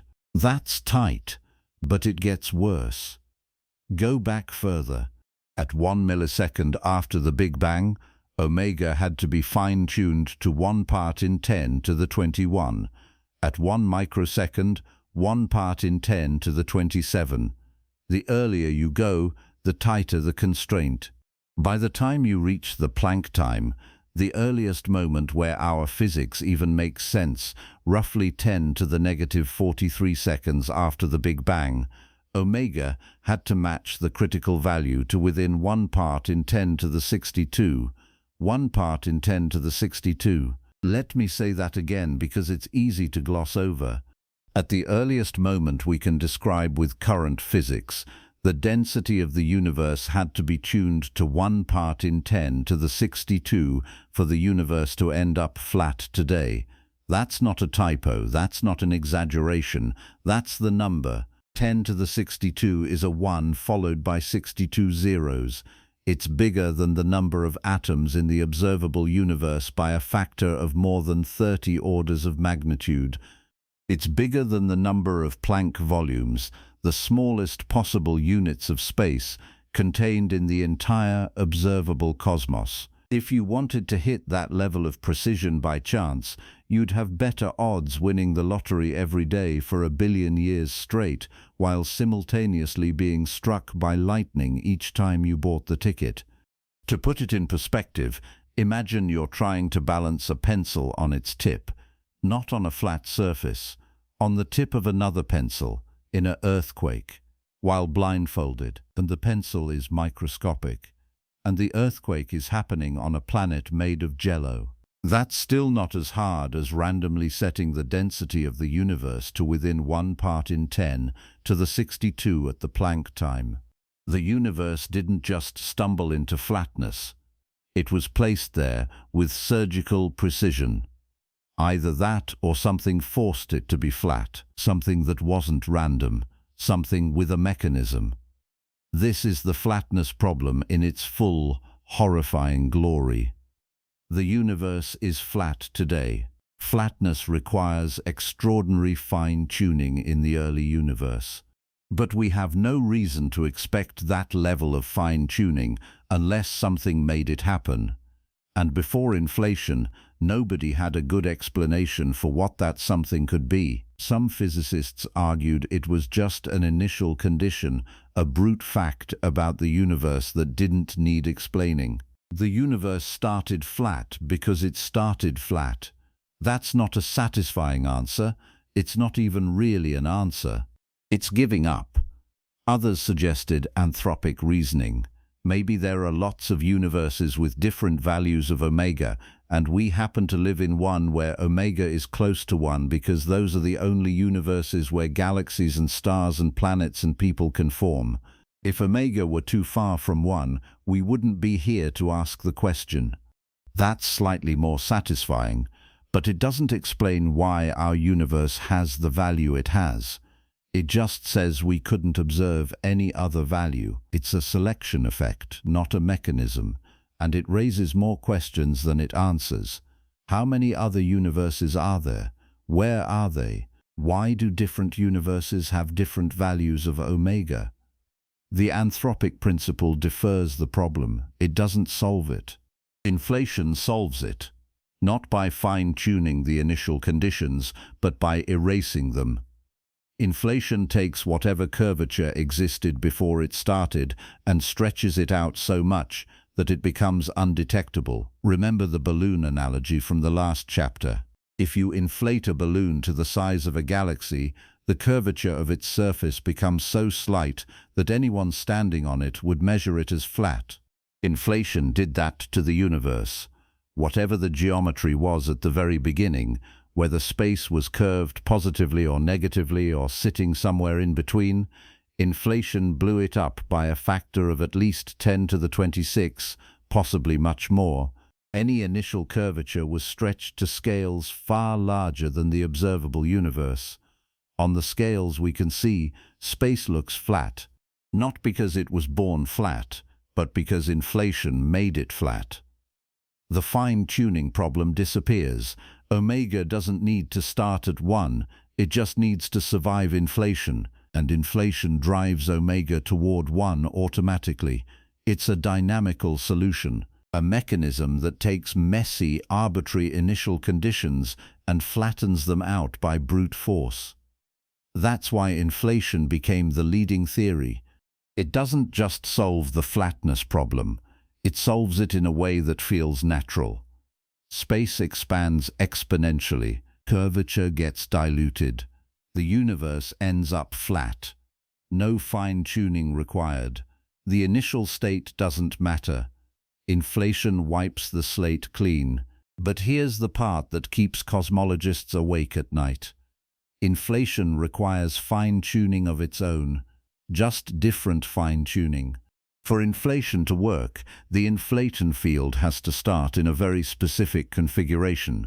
The potential energy curve that governs how the field behaves has to have the right shape. Too steep and inflation happens too quickly, ending before it can smooth out the curvature. Too shallow and inflation never ends, or it ends too slowly, producing a universe that looks nothing like ours. The initial value of the inflaton field has to be set just right. The field has to start high enough on the potential energy curve to drive inflation, but not so high that quantum fluctuations destabilize it. And the field has to roll down the curve at the right speed to produce the density fluctuations we see in the cosmic microwave background. All of that requires tuning. Maybe not 1 part in 10 to the 62, but enough that some physicists argue you've just traded one fine-tuning problem for another. Defenders of inflation point out that the fine-tuning required for inflation is less extreme than the fine-tuning required for flatness without inflation, and inflation explains more than just flatness. It explains the horizon problem, it explains the monopole problem, it predicts the scale invariant fluctuations in the CMB. It's a package deal. One mechanism, multiple solutions. The fine-tuning of the inflaton is a smaller price to pay than the fine-tuning of omega, but the criticism sticks. Inflation doesn't eliminate fine-tuning, it just moves it to a different place. Whether that's progress depends on your tolerance for unexplained initial conditions, and on whether you think the inflaton field is a real thing or just a placeholder for physics we don't understand yet. The flatness of the universe has been measured with increasing precision over the past few decades. The first strong evidence came from the Cosmic Background Explorer satellite in the early 1990s. COBE measured the temperature fluctuations in the CMB and found that the size and distribution of those fluctuations matched the predictions of a flat universe. The Wilkinson Microwave Anisotropy Probe, launched in 2001, refined those measurements and confirmed that omega was very close to 1. Then came Planck, which measured the CMB with unprecedented accuracy. Planck's final data release in 2018 showed that the universe is flat to within a fraction of a percent. The density parameter is 1.00 plus or minus about 0.02, depending on which data sets you include. That's as flat as we can measure, and it's consistent with perfect flatness. Space could still have a tiny bit of curvature too small for us to detect. But if it does, that curvature is so slight that it doesn't affect anything we observe. For all practical purposes, the universe is flat. What would a curved universe look like? If space were positively curved, closed, the universe would have a finite volume, not infinite. You could, in principle, travel in a straight line and eventually come back to where you started, the way you can circumnavigate a sphere. The observable universe would show subtle distortions. The CMB would have hot and cold spots at slightly different angular sizes than we observe. The large-scale structure of galaxies would have a different statistical pattern. We'd see evidence of the curvature in the way light from distant galaxies bends and distorts. None of that shows up in the data.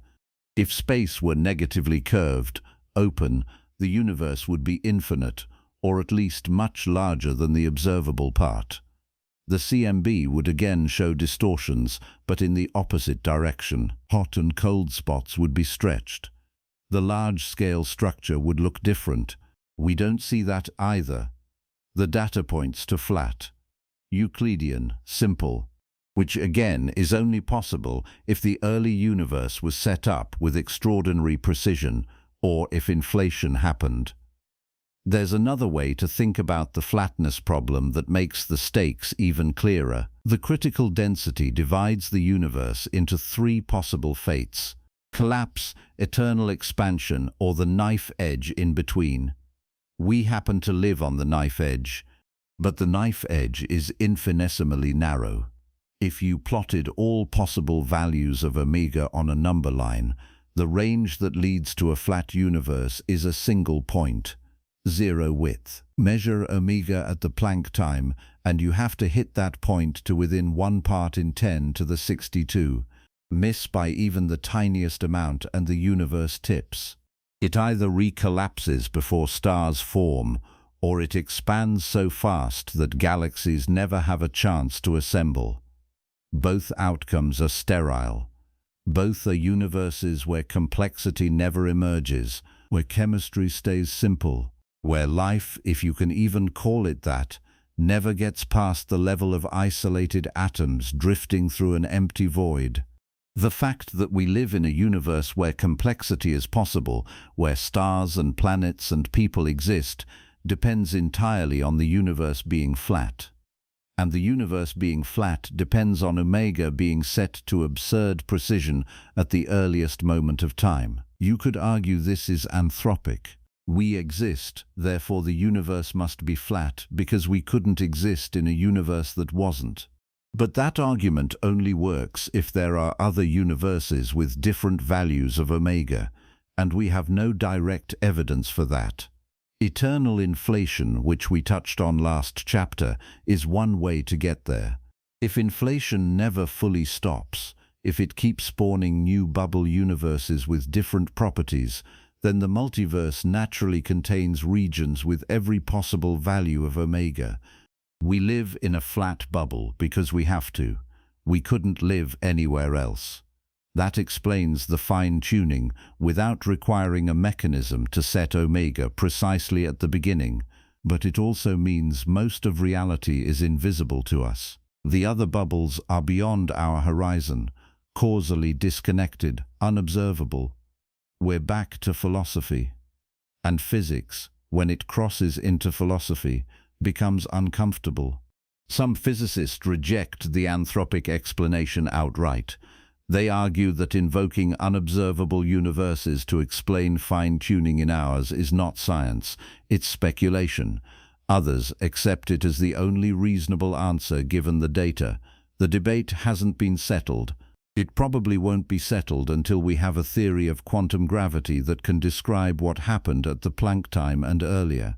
String theory makes predictions about the landscape of possible universes, but those predictions haven't been tested. Loop quantum gravity offers a different picture, but it's also incomplete. We're stuck with a question we can frame precisely, but can't answer definitively. Why is the universe flat? The flatness problem is not just an academic curiosity, it's a window into the deepest structure of reality. The fact that space is flat tells us something profound about the initial conditions of the cosmos. Either those conditions were set by a mechanism we understand, like inflation, or they were set by something we don't understand, or they were set randomly and we happen to be the 1 in 10 to the 62 outcome that survived. None of those options are comfortable. Inflation is the least uncomfortable because it's testable. We can look for primordial gravitational waves. We can refine measurements of the CMB. We can build better models of how the inflaton field behaves. The other options are harder to test. Anthropic reasoning requires a multiverse we can't observe. Random chance requires accepting that we're absurdly lucky. Inflation requires accepting that the universe went through a phase of expansion so violent that it erased its own history. Pick your discomfort. What we know for certain is this: the universe today is flat to within measurement error. Flatness at this stage in cosmic history requires fine-tuning at the Planck scale to 1 part in 10 to the 62. That level of precision is not something you get by accident. It's not something you get from random initial conditions. It's something that demands an explanation. Inflation provides one. Whether it's the right explanation, whether the inflaton field is real or just a stand-in for deeper physics, whether inflation actually happened or whether we're missing something fundamental about how the early universe worked, those are open questions. But the flatness itself is not open. The data is clear, space is flat, the knife edge is real, and we are balanced on it, living in the narrow sliver of parameter space where stars ignite and galaxies form, and observers can look up at the sky and ask why. That flatness is not static, it's dynamic. The universe is still expanding. Dark energy is accelerating that expansion. Over time, the observable universe will become a lonelier place. Galaxies outside our local group will recede beyond our horizon.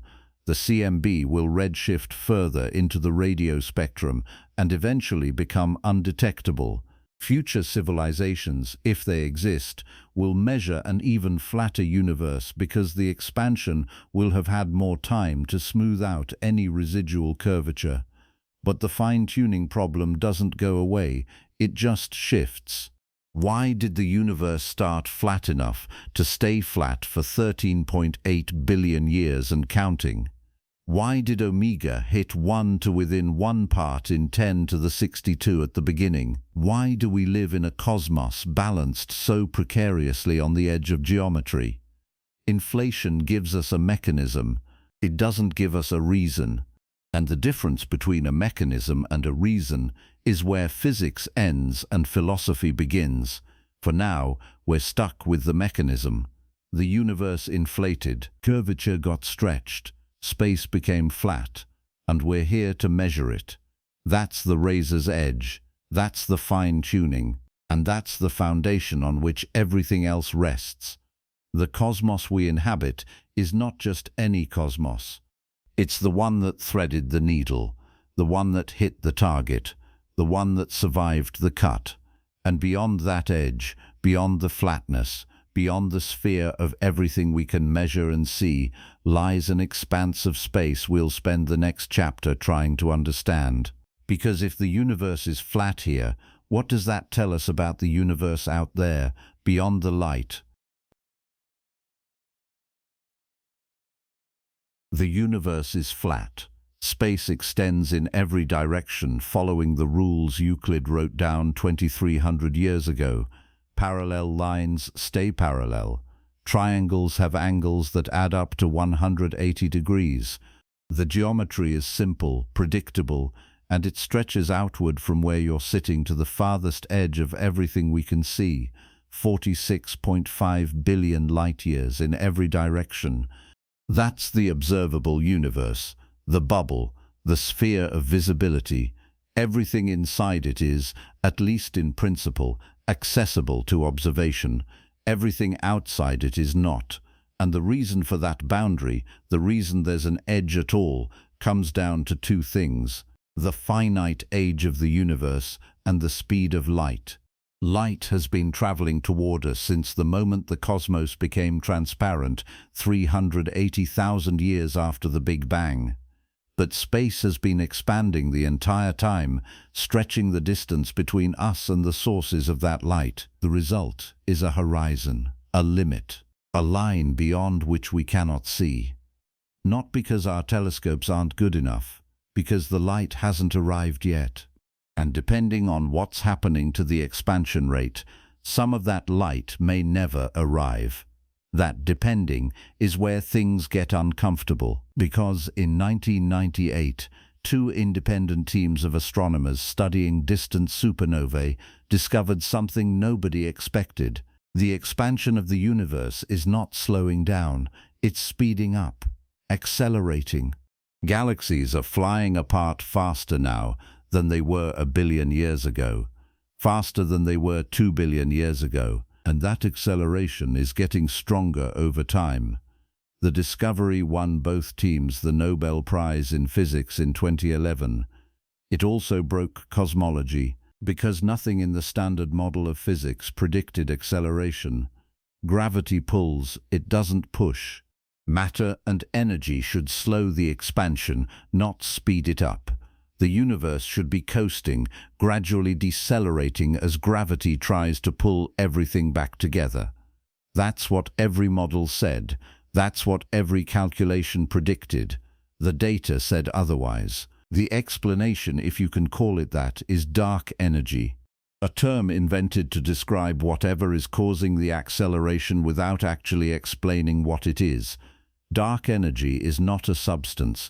It's not particles, it's not radiation, it's a property of space itself. Empty space, according to general relativity, can have energy, and that energy, unlike matter or radiation, doesn't dilute as the universe expands. Matter spreads out, density drops. Energy per unit volume decreases, but dark energy stays constant. Add more space, and you add more dark energy. The energy density remains the same no matter how much the universe grows, and energy in general relativity curves space-time. Positive energy density from matter and radiation curves space in a way that pulls things together, but dark energy has negative pressure. It curves space in a way that pushes things apart. The more space you have, the more dark energy, the stronger the push. It's a runaway process. Expansion creates more space. More space means more dark energy. More dark energy means faster expansion. The loop feeds itself, and it's been feeding for billions of years. Dark energy makes up about 68% of the total energy content of the universe. Dark matter, the invisible stuff that holds galaxies together, accounts for about 27%. Ordinary matter, the atoms that make up stars and planets and people, is less than 5%. We live in a universe dominated by things we don't understand. Dark matter at least has gravitational effects we can measure. We can map its distribution using gravitational lensing. We can see how it clusters around galaxies and forms the cosmic web. Dark energy is harder. It doesn't clump. It doesn't interact with anything except space itself. The only way we know it's there is by measuring how fast distant galaxies are receding and noticing that the rate is increasing. That's it. That's the entire observational foundation. Distant supernovae are dimmer than they should be if the expansion were decelerating. Therefore, something is pushing space apart. We call it dark energy and move on. The simplest explanation for dark energy is the cosmological constant, a term Einstein added to his equations in 1917 and later called his biggest blunder. He introduced it to keep the universe static, balanced between gravitational collapse and expansion. Then Edwin Hubble discovered that the universe was expanding, and Einstein abandoned the constant. Turns out he was right the first time, just for the wrong reasons. The cosmological constant represents the energy density of the vacuum, the baseline energy of empty space. Quantum field theory predicts that even a vacuum isn't truly empty. Virtual particles pop in and out of existence constantly, borrowing energy from the void and paying it back before the universe notices. That borrowed energy has a density. Calculate it using quantum mechanics and you get a number. A very large number. So large that if it were correct, the universe would have expanded to the size of a galaxy in the first fraction of a second and kept going. Stars wouldn't form, galaxies wouldn't form, space would be ripping itself apart faster than matter could clump together. Obviously that didn't happen.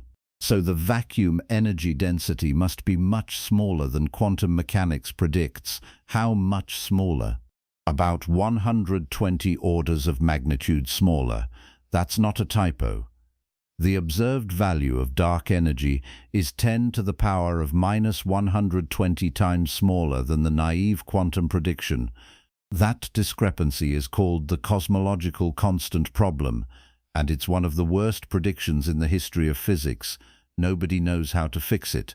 Maybe quantum mechanics is wrong at large scales. Maybe general relativity breaks down in ways we haven't noticed. Maybe there's a mechanism that cancels out most of the vacuum energy, leaving only the tiny residual we observe. Nobody knows. Dark energy works in the equations. It fits the data, but the theory underneath is a mess. There's another possibility. Dark energy might not be constant. It could be a field, similar to the inflaton field that drove inflation, but with different properties. Physicists call this quintessence, a fifth fundamental force after gravity, electromagnetism, and the strong and weak nuclear forces. If quintessence exists, the strength of dark energy could change over time. It could have been weaker in the past and stronger now. It could get even stronger in the future, or it could weaken and eventually disappear.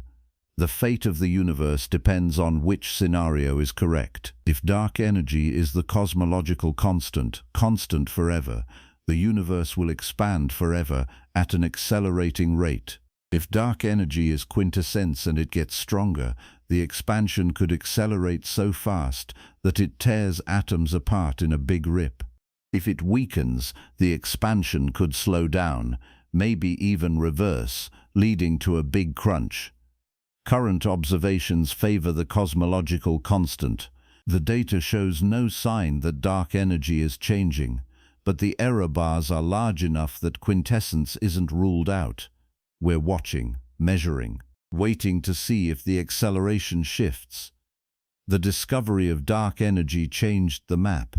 Before 1998, cosmologists assumed that every galaxy in the observable universe would remain observable forever, at least in principle. The expansion was slowing. Light from distant galaxies would take longer to reach us, but it would get here eventually. Dark energy killed that assumption. Accelerating expansion means galaxies are receding faster and faster. At a certain distance, they're receding so fast that light they emit today will never reach us. Space is expanding faster than light can cross it. The photons keep moving toward us at light speed, but the finish line keeps getting farther away faster than the photons can close the gap. They're running on a treadmill that's accelerating. They'll never arrive. That boundary, the line beyond which light emitted now will never reach us, is called the cosmic event horizon, and it's much closer than the edge of the observable universe. The observable universe has a radius of 46.5 billion light-years. That's the distance to the regions of space that emitted the light we're seeing today, accounting for cosmic expansion. The cosmic event horizon sits at about 16 billion light-years. Everything beyond that distance is causally disconnected from us in the future.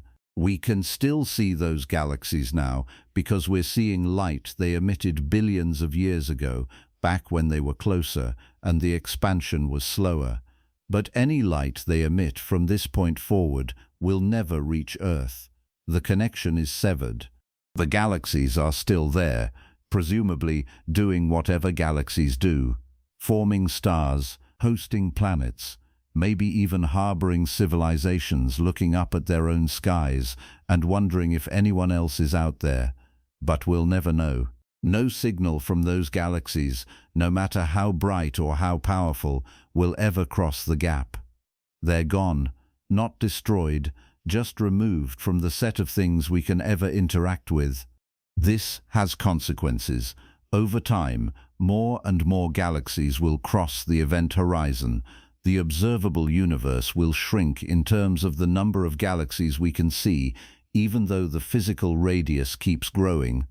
The light from galaxies near the horizon will redshift further and further into the infrared, then the microwave, then the radio spectrum, until it becomes so faint and so stretched that no telescope could detect it.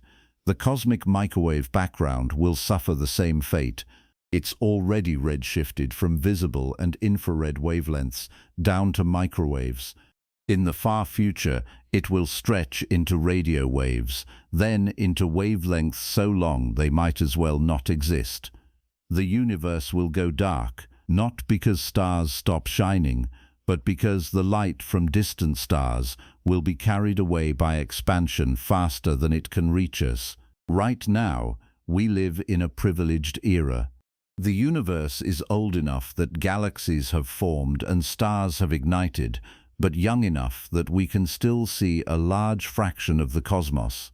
We can observe the cosmic microwave background. We can map the large-scale structure of the universe. We can trace the history of cosmic expansion back to the Big Bang using distant supernovae and quasars. Future civilizations, if they exist trillions of years from now, won't have that luxury.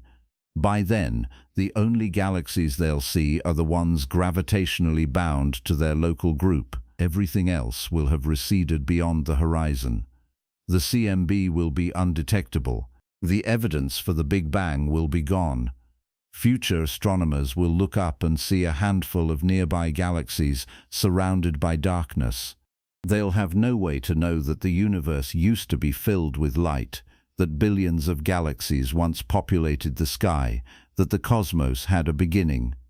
Their observable universe will be smaller, emptier and lonelier.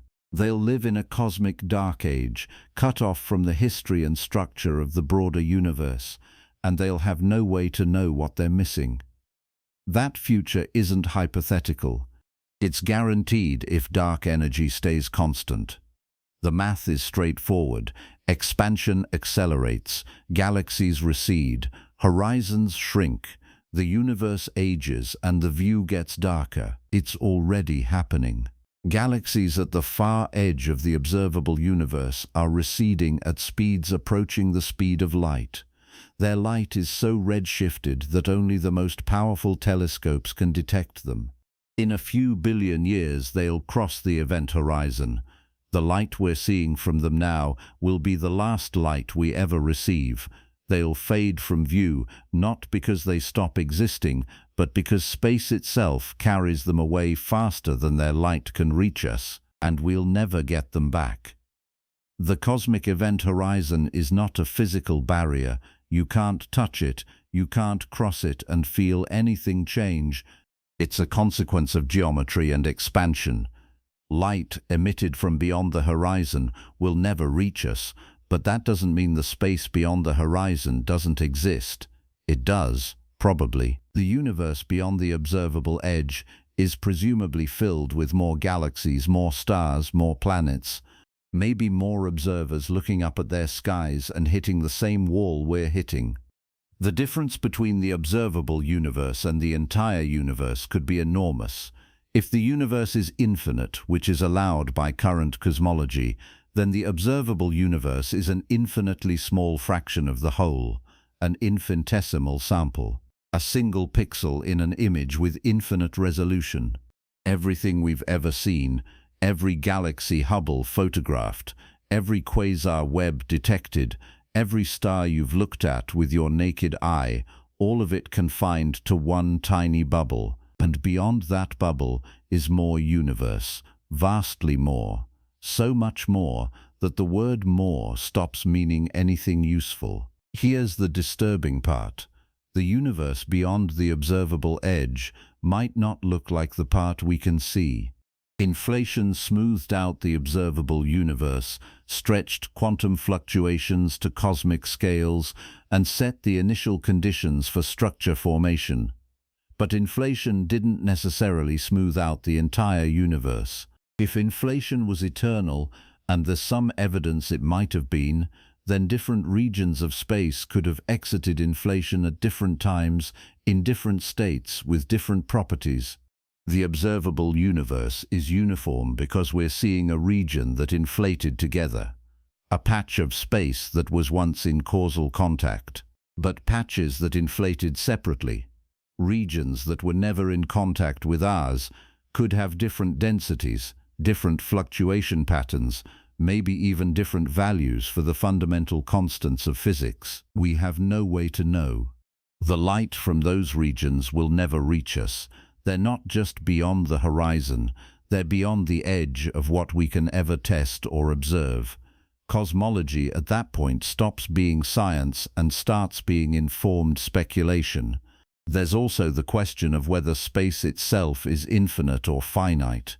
A flat universe can be infinite, extending forever in every direction, filled with galaxies and structure, all the way out to infinity.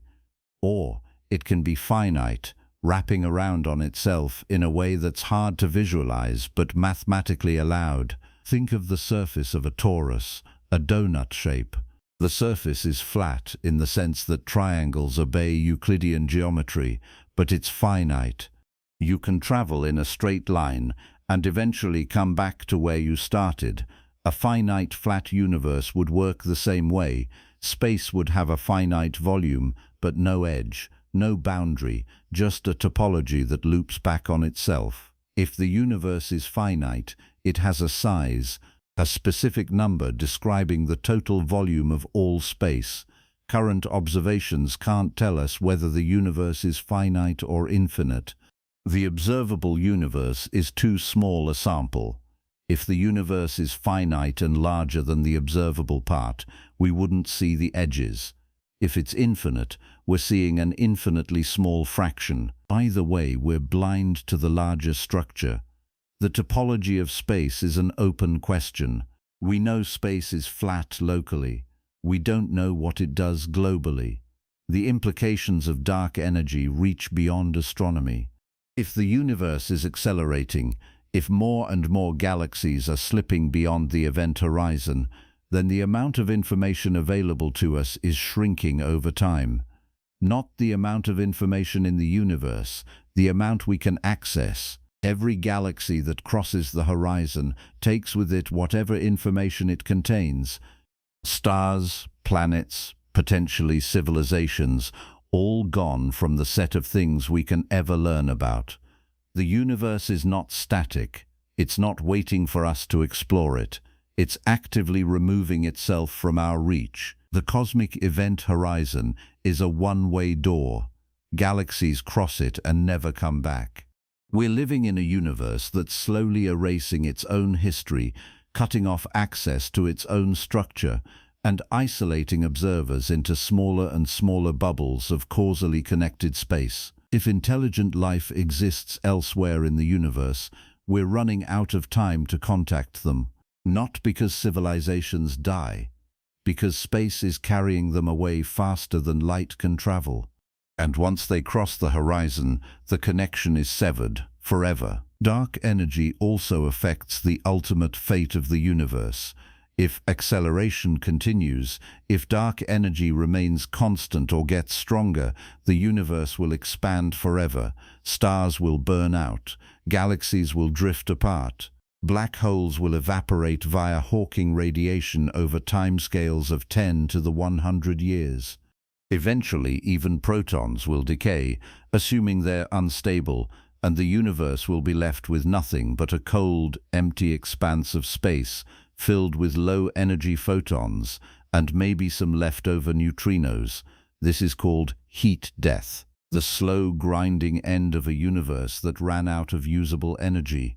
No structure, no complexity, no processes, just space expanding forever, getting colder and emptier and darker until there's nothing left that could meaningfully be called an event.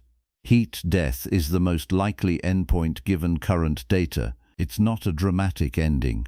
No big crunch, no big rip.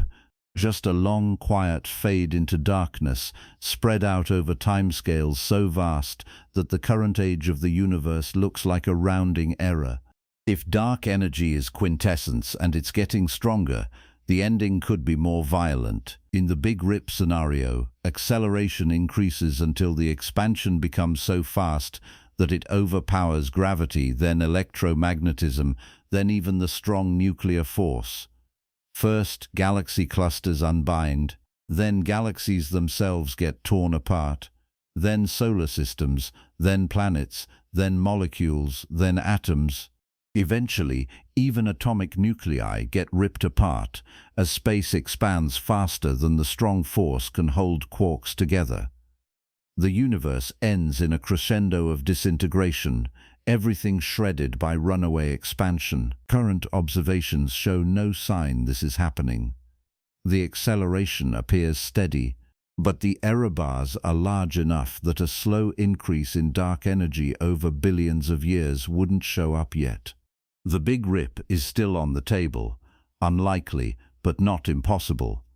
If dark energy weakens, or if it's a temporary phase that eventually decays, the expansion could slow down and reverse. Galaxies that are currently receding would start falling back toward each other. The universe would contract, heating up as space compressed until everything collapsed back into a singularity in a big crunch. That scenario looks less likely now than it did before 1998. Dark energy shows no sign of weakening, but physics is full of surprises. Maybe dark energy is tied to a field that's slowly rolling toward a different state.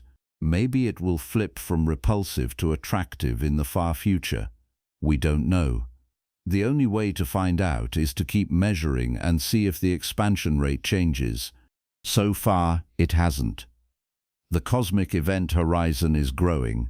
Every second, more space enters the observable universe as light from farther regions finally reaches us, but the event horizon, the boundary beyond which future light can't reach us, is moving outward more slowly than the observable horizon. The gap between them is closing. Over billions of years, the observable universe will stop growing in terms of the regions we can interact with. The number of galaxies visible to future observers will shrink. The cosmic microwave background will fade. The evidence for the Big Bang will become harder to detect. The universe will become a lonelier place, not because it's emptying out, but because acceleration is cutting us off from more and more of it. We're watching the cosmos erase itself from view, and there's nothing we can do about it. No technology, no matter how advanced, can overcome the expansion of space. You can't build a telescope powerful enough to see past the event horizon because the light from beyond the horizon will never arrive. You can't send a probe because the probe would have to travel faster than light to catch up with receding galaxies, and relativity forbids that. The event horizon is a hard limit, a wall built not out of matter or energy, but out of the structure of space-time itself. This is the inaccessible cosmos, the vast, possibly infinite expanse of space and galaxies and stars that exist but cannot be observed, not because they're hidden behind dust or blocked by foreground objects, because the light from them will never reach us. The universe beyond the edge is as real as the universe we can see, probably more real if the universe is infinite and the observable part is just a finite bubble. But it's sealed off, causally disconnected, removed from the set of things we can ever measure or test or verify. And the boundary between the accessible and the inaccessible is moving. More of the universe is slipping out of reach every second. The event horizon is not static, it's dynamic, and it's shrinking the fraction of reality we have access to. There's a philosophical weight to this that cosmology doesn't usually carry. Science is built on observation. You form a hypothesis, make predictions, test them against data, and refine the theory. But the inaccessible cosmos can't be tested. We can infer its existence from the equations, from the fact that space is flat and the universe is expanding, but we can't observe it directly. We can't probe it. We can't send signals to it or receive signals from it. It exists in a liminal state between science and speculation. We're reasonably confident there's more universe beyond the observable edge, but we can't prove it, and depending on how inflation worked, depending on whether eternal inflation is real, the regions beyond the edge might not even follow the same rules we see here. They could have different densities, different histories, different physical laws, and we'd never know. That brings us to the next question.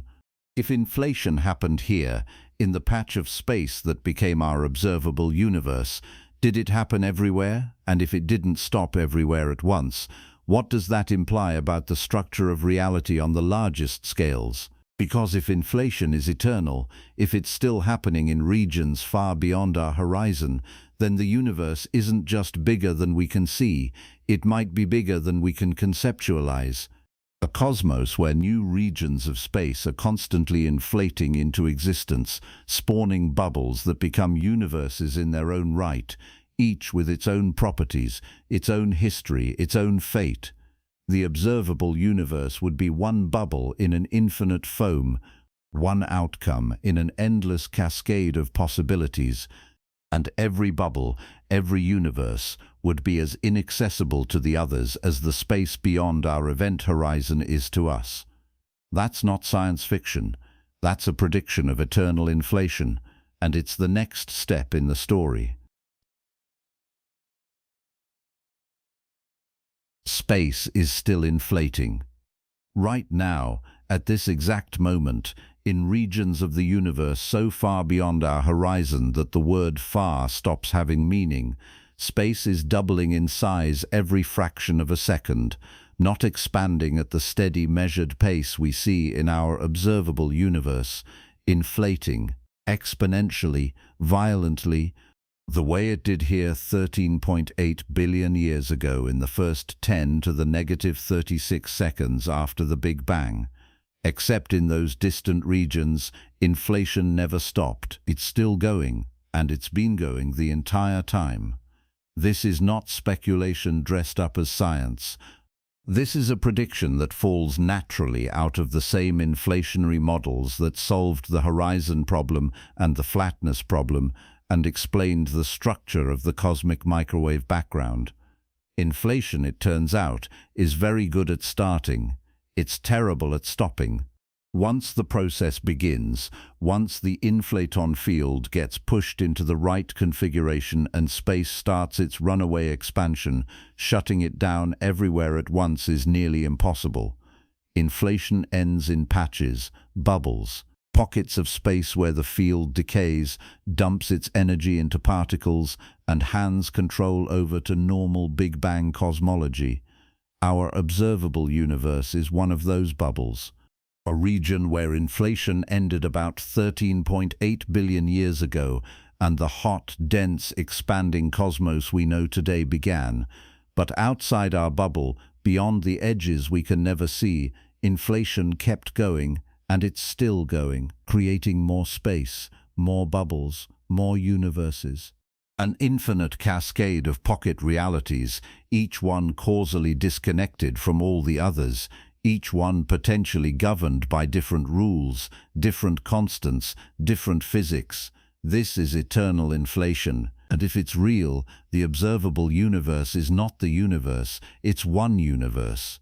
It's one universe. One bubble in an infinite foam, one outcome in a process that never ends.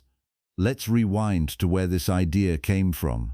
Inflation was proposed in 1980 to solve problems in standard Big Bang cosmology, the horizon problem, the flatness problem, the monopole problem.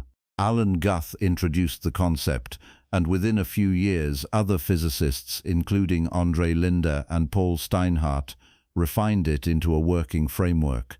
The basic idea was simple. A scalar field, the inflaton, sits in a high-energy state called a false vacuum.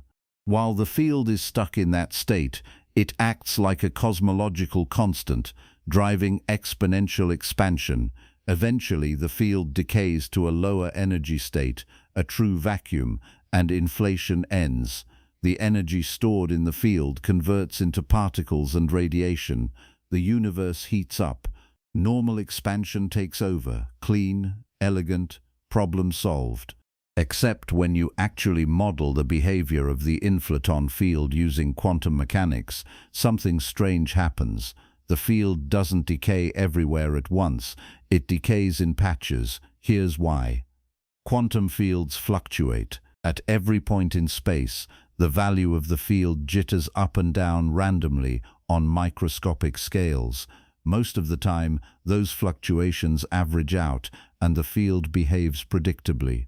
But during inflation, space is expanding so fast that quantum fluctuations get stretched to macroscopic sizes before they have time to smooth out. In some regions, the fluctuations push the inflaton field higher up its potential energy curve, prolonging inflation. In other regions, the fluctuations push the field lower, causing it to decay. The regions where the field decays stop inflating and become bubble universes. The regions where the field gets pushed higher keep inflating, and they inflate faster because they have more energy. Those inflating regions grow exponentially, creating more space, and that new space inherits the same inflaton field with the same quantum fluctuations. Some of that new space decays into bubbles, some of it keeps inflating. The process feeds itself. And because the inflating regions are always growing faster than the bubbles are forming, the total volume of inflating space increases without bound. Inflation becomes eternal, not because it lasts forever in any one place, but because there's always more space inflating somewhere.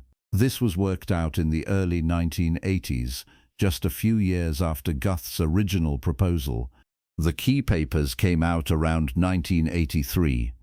Physicists realized that inflation, if it starts, probably never fully stops. It ends locally, but globally, it continues forever. Our universe is a bubble that nucleated out of an eternally inflating background. And there are other bubbles, lots of them, possibly infinitely many. Each bubble is a universe in its own right, with its own Big Bang, its own expansion history, its own galaxies and stars, and each bubble is surrounded by a region of space that's still inflating, separating it from the other bubbles at speeds far faster than light. The bubbles are causally disconnected. Light from one bubble can never reach another bubble because the inflating space between them is expanding too fast. You can't travel from one bubble to another. You can't send signals. You can't observe them. The bubbles are isolated, permanent islands of space-time floating in an infinite sea of inflation. André Linde, one of the architects of eternal inflation, described it this way. Instead of a universe with a single law of physics, eternal chaotic inflation predicts a self-reproducing, eternally existing multiverse where all possibilities can be realized. That's not poetic language, that's a summary of what the math says. If eternal inflation is real, and the models suggest it probably is, then the universe is not a singular entity, it's a structure, a process. A never-ending factory churning out bubble universes, each one slightly different from the last, each one exploring a different corner of the space of physical possibilities. Our universe is one bubble, one outcome, one roll of the dice. And somewhere out there, far beyond anything we can ever see or measure or interact with, the dice are still rolling. Here's where it gets strange. The bubbles don't all have the same properties. In some versions of eternal inflation, tied to ideas from string theory and quantum field theory, the fundamental constants of physics can vary from bubble to bubble: the strength of gravity, the mass of the electron, the cosmological constant, the energy scale of the Higgs field. All of these values, which we measure in our universe and treat as fixed, might just be environmental accidents of how the inflaton field decayed in our particular bubble. A different bubble could have a stronger gravitational constant. Stars would burn hotter and faster. Galaxies might not form because stars would collapse into black holes before they could ignite fusion. Another bubble could have a weaker electromagnetic force. Atoms would be larger. Chemistry would work differently. Molecules complex enough to store information might not be stable. Another bubble could have a cosmological constant 1,000 times larger than ours. Space would accelerate so violently that matter could never clump into galaxies at all. The universe would be empty, dark, sterile. Every bubble is a different experiment, a different set of initial conditions and physical laws, and the vast majority of them are probably hostile to life. This is where the anthropic principle enters the conversation. The anthropic principle, in its simplest form, says that the properties of the universe we observe must be compatible with the existence of observers. We can't measure a universe where life is impossible because we wouldn't be there to do the measuring. It's a selection effect, a tautology really. But in the context of eternal inflation, it becomes a tool. If there are infinitely many bubble universes with different properties, and only a tiny fraction of them have the right conditions for stars and planets and chemistry and life, then the fact that we find ourselves in one of those rare bubbles is not surprising. It's inevitable. We couldn't exist in the bubbles where gravity is too strong, or the cosmological constant is too large, or the electron mass is wrong. So we don't observe those bubbles, we observe this one, the one where the constants happen to fall in the narrow range that allows complexity to emerge. That doesn't explain why our bubble has the values it has. It just explains why we're here to ask the question. The fine-tuning problem, the fact that the fundamental constants of physics seem absurdly well calibrated for life, has bothered physicists for decades. Change the strength of the strong nuclear force by a few % and atomic nuclei fall apart. Change the mass of the down quark by a small amount and protons decay. Change the cosmological constant by a few orders of magnitude and galaxies never form. The parameters are balanced on a knife edge. Tweak any of them even slightly, and you get a sterile universe. Before eternal inflation, the only explanations were either that we're incredibly lucky, that there's some deeper theory that predicts the constants must have the values they do, or that a designer set the parameters. None of those options are satisfying. Eternal inflation offers a fourth option. There are many universes, most of them are sterile. We live in one of the rare ones that isn't. The fine-tuning is explained by selection bias. We don't live in a typical universe. We live in a habitable one, and habitable universes in an infinite multiverse are guaranteed to exist even if they're vanishingly rare.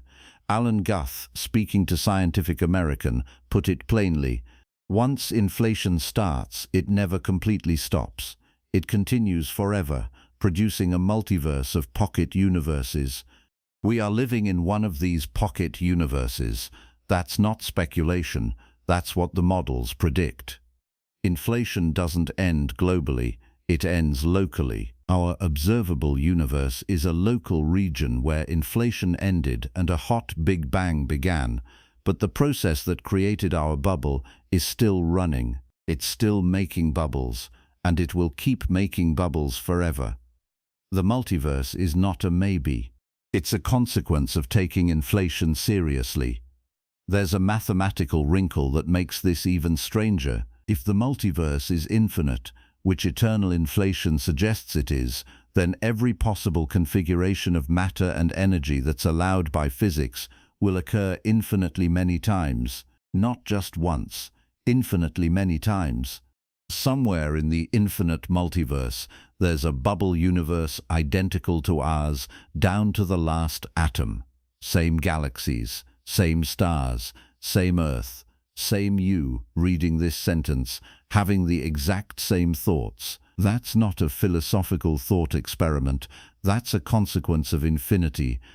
If the number of possible configurations of particles is finite, which it is within any given bubble, and the number of bubbles is infinite, then every configuration repeats infinitely. There are infinite copies of you, infinite Earths, infinite Milky Ways, and there are also infinite variations. Earths where you made different choices, Earths where the dinosaurs never went extinct, Earths where humans never evolved, Earths where the solar system formed slightly differently and nothing resembling life ever emerged. All of it exists, all of it is real, all of it is happening right now, separated from us by inflating space we can never cross. This is where eternal inflation stops feeling like physics and starts feeling like science fiction, except it's not fiction, it's a prediction that falls out of equations taken seriously. The multiverse is not an add-on. It's not something physicists invented because they thought it would be cool. It's what happens when you run the math forward. Inflation starts. Quantum fluctuations make it uneven. Some regions stop inflating and become bubbles. Other regions keep inflating and make more bubbles. The process never ends. The result is an infinite multiverse of causally disconnected universes, most of them sterile, some of them hospitable, all of them real, and we're in one of them, not at the center, not special, just one bubble in an infinite ensemble. The philosophical implications are uncomfortable. If the multiverse is real, then almost everything that exists is invisible to us. The observable universe, the 46.5 billion light-year sphere we spent the first chapter describing, is not just a small part of the universe. It's an infinitely small part, a single bubble in an infinite sea. The vast majority of reality is sealed off, causally disconnected, removed from the set of things we can ever observe or test. Science is built on observation, hypothesis, prediction, test, refine. But you can't test the multiverse. You can't observe other bubbles. You can't send probes. You can't receive signals. The inflating space between bubbles is expanding faster than light, and it's been expanding for billions of years. The gap is unbridgeable. Not because our technology isn't good enough, but because the laws of physics forbid it. If the multiverse is real, most of reality is permanently inaccessible. We're stuck in our bubble, and every other bubble is stuck in theirs. This raises a question that splits the physics community. Is eternal inflation science or speculation? Proponents argue that it's science because it's a prediction of inflationary models that already explain the cosmic microwave background, the flatness of space, and the large-scale structure of the universe. Inflation works. It fits the data. And eternal inflation is what happens when you take inflation seriously and follow the math. You don't get to pick and choose which predictions of a theory you accept. If inflation explains the CMB, it also predicts the multiverse. They're part of the same package. Critics argue that a theory which predicts unobservable entities is not science, it's metaphysics. If other bubbles are causally disconnected, if we can never observe them, never interact with them, never test their existence, then talking about them is no different from talking about parallel dimensions or alternate realities. It's unfalsifiable. And unfalsifiable claims are not scientific claims, they're philosophical ones. The debate hasn't been settled. It probably won't be settled unless someone finds a way to detect signatures of other bubbles. There are proposals. If two bubbles collided in the distant past, the collision might have left an imprint on the cosmic microwave background, a circular pattern of temperature fluctuations, a bruise on the sky. Researchers have searched for these signatures. So far, nothing conclusive.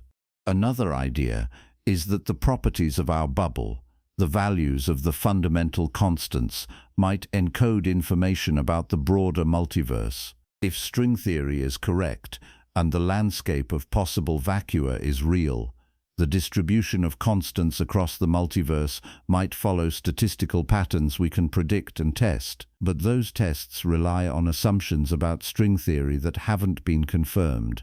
For now, the multiverse is a prediction without direct evidence. It's plausible, it's mathematically consistent, but it's not proven. There's another twist. In 2018, Stephen Hawking and Thomas Hertog published a paper proposing a modified version of eternal inflation. They argued that the traditional picture of an infinite multiverse with endless bubbles spawning forever might not be correct. Their model suggested that the process of eternal inflation could be finite in time, that the multiverse, while large, might not be truly infinite. Hawking, in interviews before his death, said the theory predicts universes that are reasonably smooth and globally finite. If that's correct, the multiverse is still vast, still filled with many bubble universes, but not infinitely many. The implications are enormous. A finite multiverse is easier to grapple with philosophically. It avoids the problem of infinite copies. It keeps the concept within the bounds of what might eventually be testable, but the model is controversial. Other physicists argue that Hawking and Hertog's approach makes assumptions about quantum mechanics and gravity that aren't fully justified. The debate continues. What's certain is this: eternal inflation is not a fringe idea, it's mainstream cosmology. André Linde, one of its architects, is a professor at Stanford. Alan Guth is at MIT.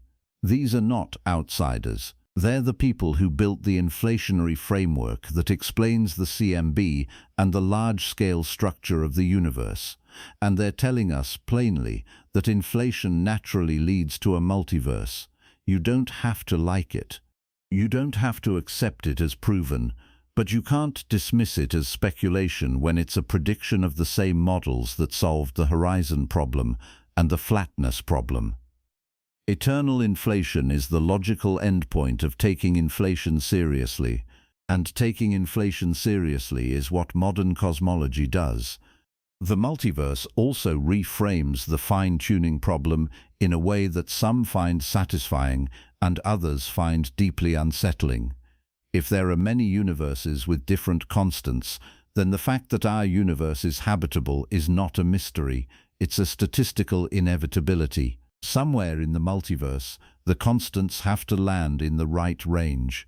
We happen to live in one of those places because we couldn't live anywhere else. That's the anthropic explanation. It works, it's logically sound, but it also means we'll never know why the constants in our bubble have the specific values they do. There's no deeper reason, no underlying principle. It's just the result of a random quantum fluctuation in the inflaton field during eternal inflation. The universe is not fine-tuned for life. Life emerged in one of the universes where the constants happened to allow it. And that's the only universe we could ever observe. The answer to why is because. Nothing deeper, nothing more satisfying, just selection bias on a cosmic scale. Some physicists hate this. They argue that invoking the multiverse to explain fine-tuning is giving up. It's abandoning the search for a deeper theory that predicts why the constants have the values they do. If you can explain anything by saying it happens somewhere in the multiverse, you've stopped doing physics and started doing anthropology. You're cataloging what exists rather than explaining why it exists. Others argue that the multiverse is the deeper theory. It's what the math predicts. If inflation is correct, and the evidence strongly suggests it is, then eternal inflation follows. The multiverse is not an escape hatch. It's a consequence. And refusing to accept it because you don't like the philosophical implications is not science. It's aesthetics. The truth is probably somewhere in the middle. Eternal inflation is a plausible prediction of inflationary cosmology, but it's not proven. The multiverse, if it exists, is mostly inaccessible, which makes it hard to test directly. But inaccessible doesn't mean irrelevant. The existence of the multiverse, if true, would fundamentally change how we think about our place in reality. The observable universe would not be the universe. It would be one outcome among infinitely many. The constants of physics would not be fundamental. They would be environmental. The question of why the universe is the way it is would shift from why does the universe have these properties to why do we find ourselves in a bubble with these properties. And the answer to that second question is clear, because we couldn't exist in a bubble with different properties. The anthropic principle works. Whether it's satisfying is a matter of taste. There's also the practical question of what eternal inflation means for the future. If inflation is still happening beyond our horizon, new bubbles are forming all the time. Somewhere, right now, a new universe is nucleating out of inflating space. A new Big Bang is beginning. New galaxies will form, new stars will ignite, new planets will coalesce. Maybe new civilizations will emerge, look up at their skies, measure their cosmic microwave background, and wonder if they're alone. They'll hit the same walls we're hitting, the same horizons, the same limits, and they'll never know we're here, just like we'll never know they're there. The multiverse is not a connected structure. It's a collection of isolated islands, each one sealed off from all the others, each one exploring its own corner of physical possibility, and the inflating space between them ensures they'll never meet. This isolation is permanent. In our universe, the cosmic event horizon sits at about 16 billion light-years.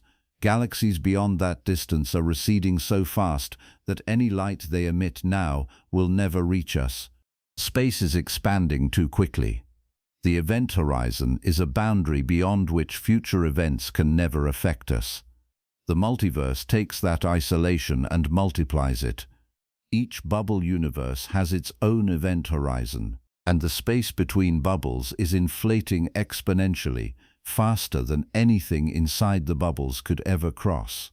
If you could somehow travel at the speed of light, which you can't, and you aimed yourself at the nearest other bubble, you'd never get there.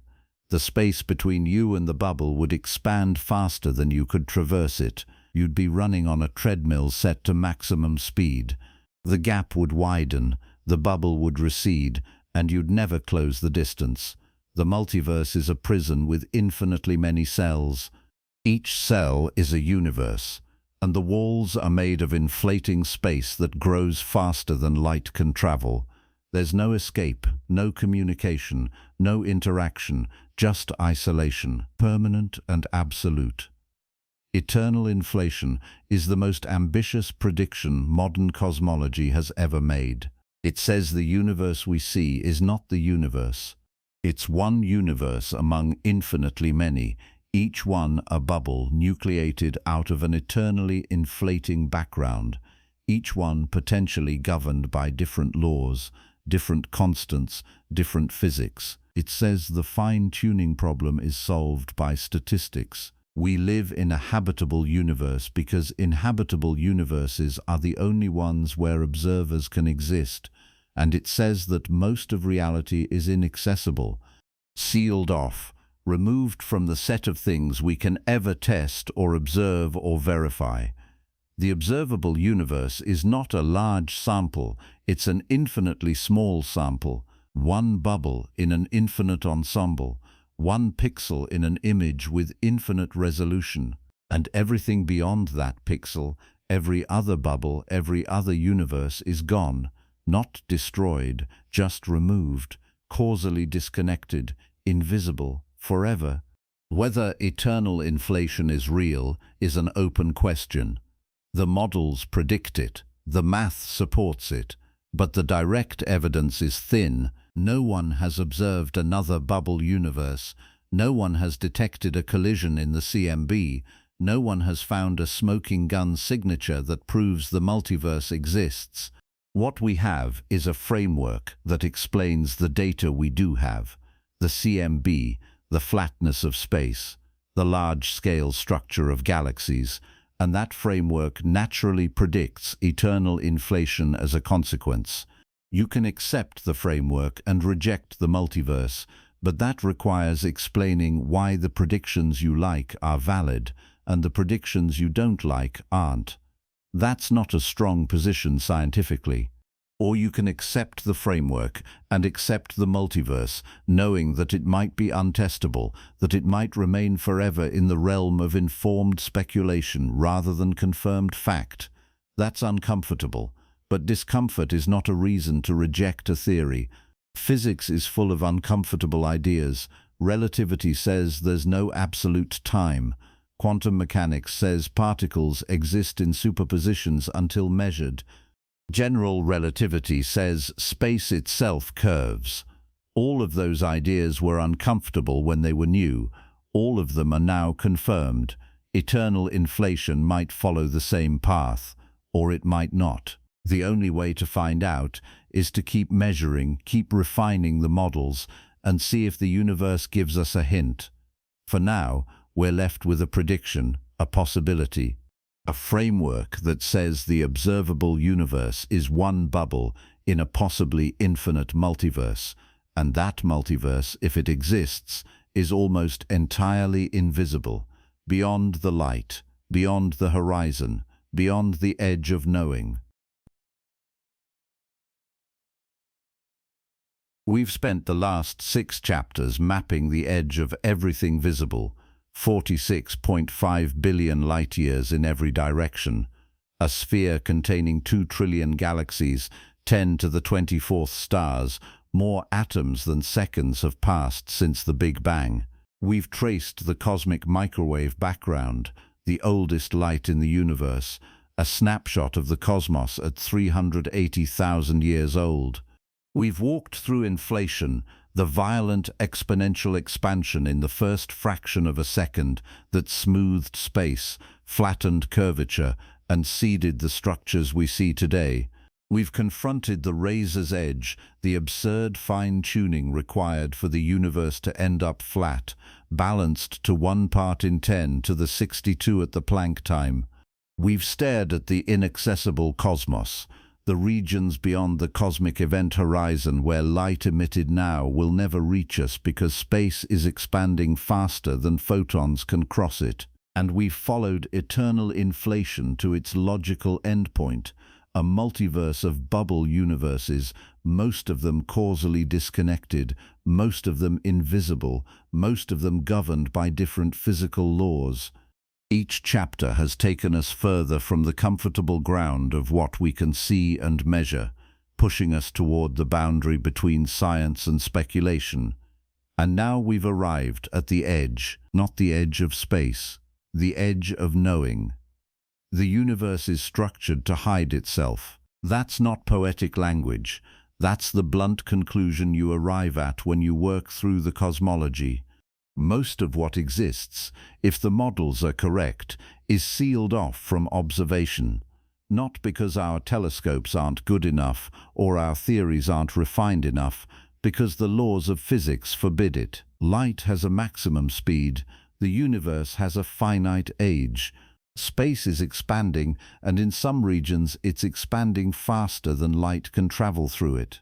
Those three facts, ironclad and confirmed by decades of observation, combine to create a boundary, a horizon beyond which we cannot see, cannot measure, cannot interact. And that horizon is not receding into the distance as we build better instruments.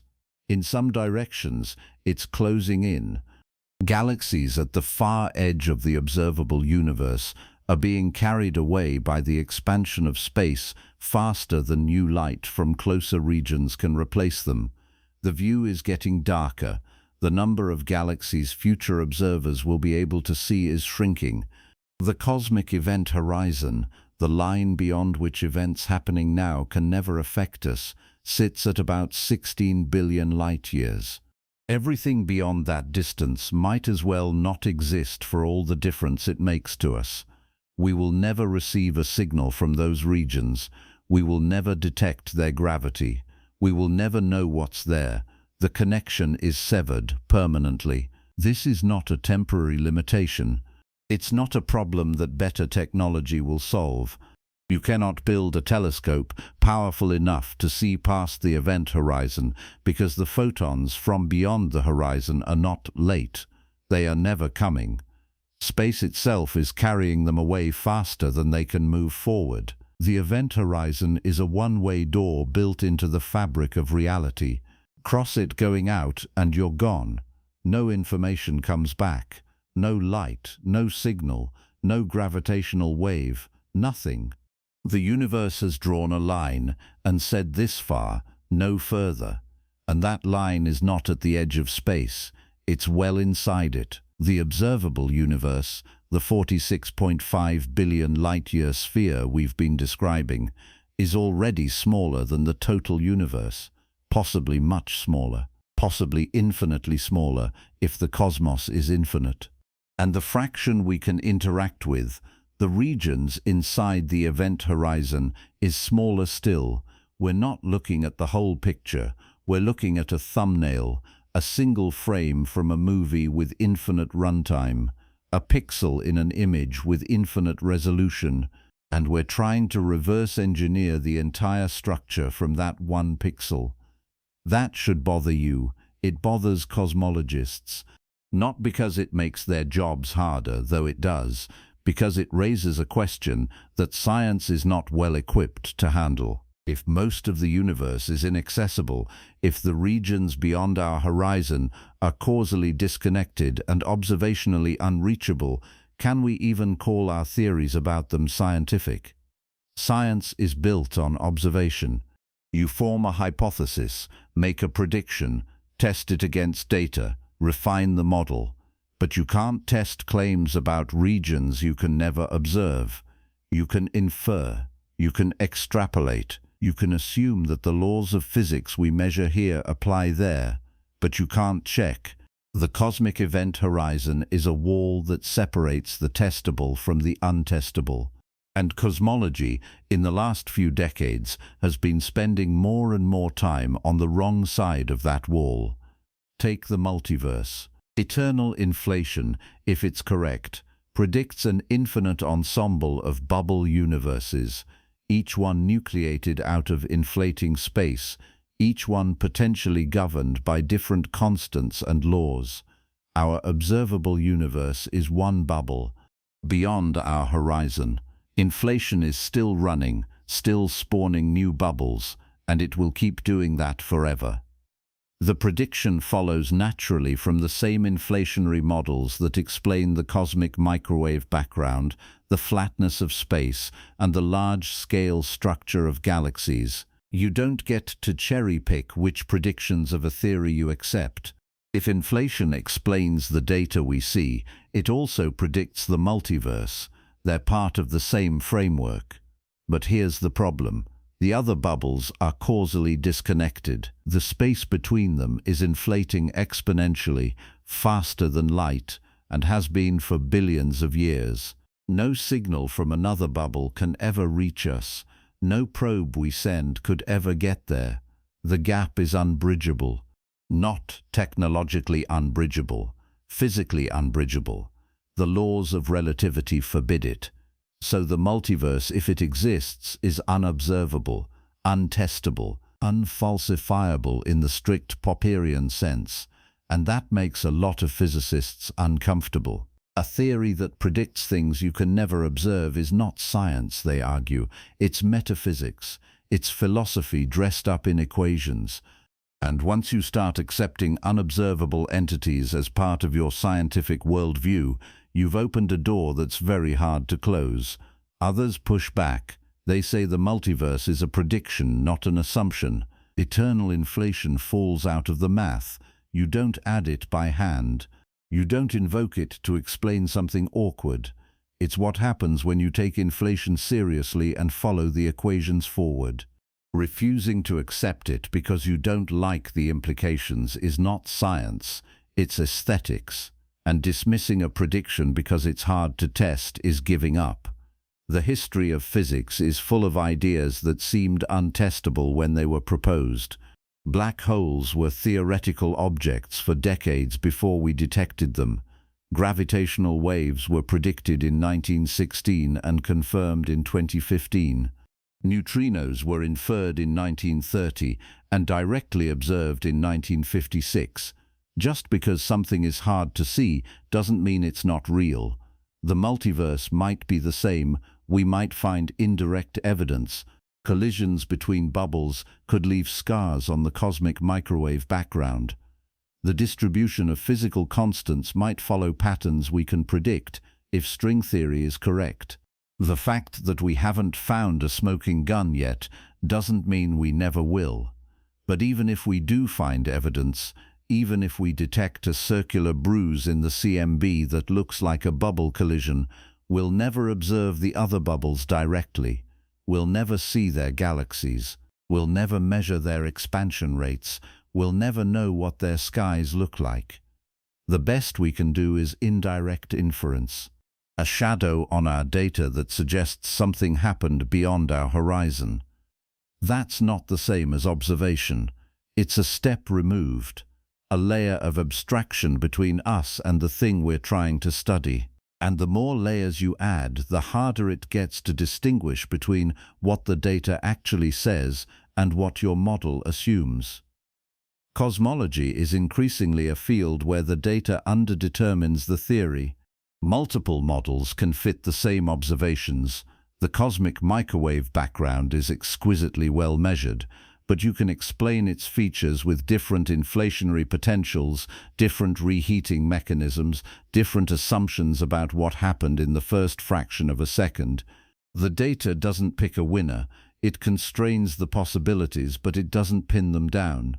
And the further back in time you go, the worse the problem gets.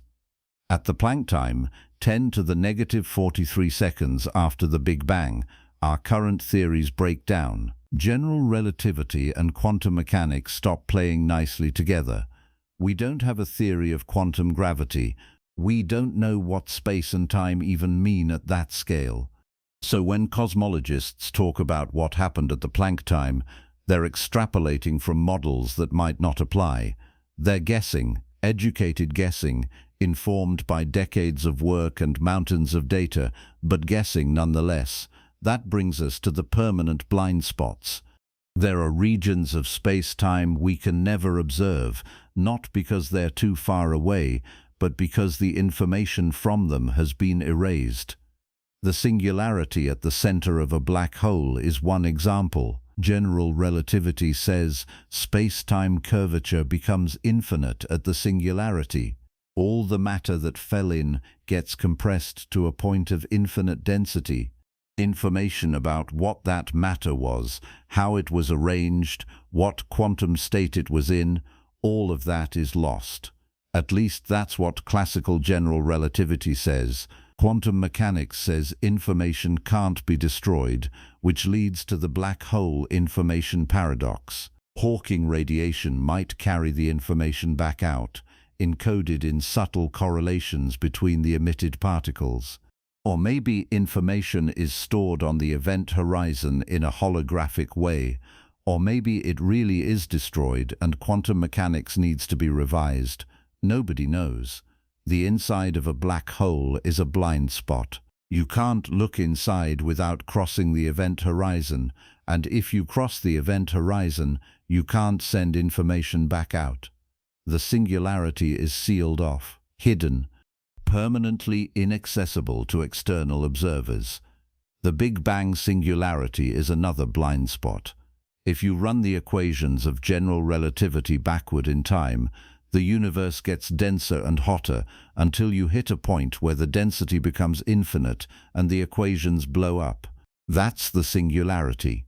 Classical cosmology says the universe began there, at time zero, in a state of infinite density and infinite temperature. But nobody believes that's actually what happened. Infinities in physics are usually a sign that your theory has broken down, that you're asking it to describe something outside its domain of validity. At the Planck scale, quantum effects become important. Space and time might not be continuous. They might be discrete, pixelated, made of tiny units that can't be subdivided further.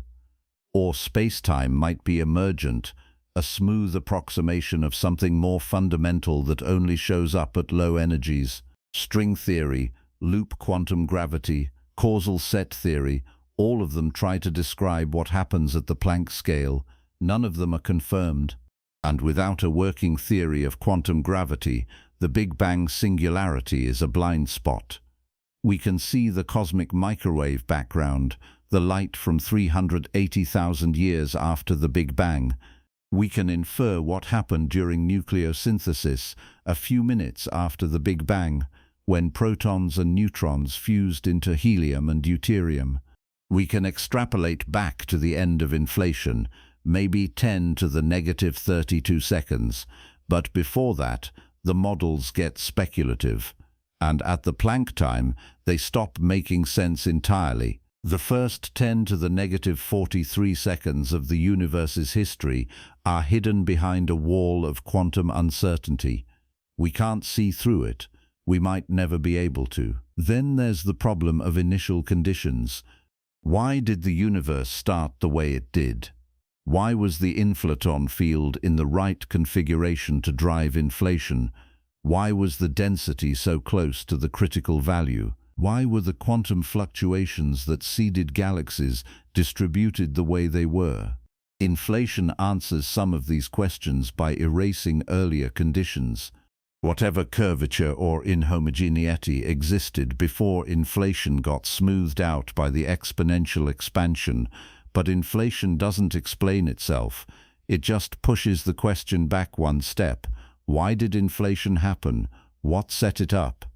Eternal inflation offers an answer. Inflation is always happening somewhere. Our bubble is one outcome in an infinite ensemble. The initial conditions in our bubble are random, a consequence of quantum fluctuations in the inflaton field. But that answer only works if you accept the multiverse. And accepting the multiverse means accepting that most of reality is unobservable. You're trading one mystery for another. Either the initial conditions of our universe are fine-tuned for reasons we don't understand, or they're random and we happen to live in a bubble where they came out right.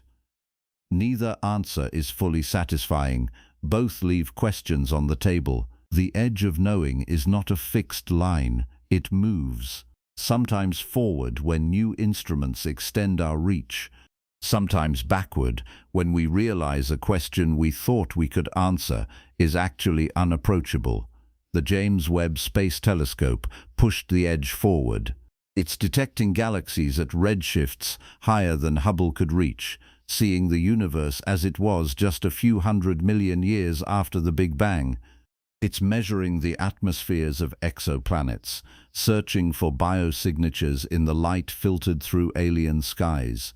It's refining our measurements of the Hubble constant, the rate at which the universe is expanding, though the answer it's giving is making the tension between different measurement methods worse, not better. Webb is giving us more data, better data, but it's also raising new questions. Some of the galaxies it's finding are too massive, too mature for their age. They shouldn't have had time to form so many stars so quickly. The standard model of galaxy formation says it takes hundreds of millions of years to build a galaxy the size of the Milky Way. Webb is seeing galaxies almost that large at 500 million years after the Big Bang. Something is off. Either the models are wrong, or the observations are being misinterpreted, or there's new physics we haven't accounted for. The edge of knowing moved forward, and we found more puzzles waiting for us. That's how it always goes. Every time we answer a question, we uncover new ones underneath. The cosmic microwave background was supposed to settle cosmology.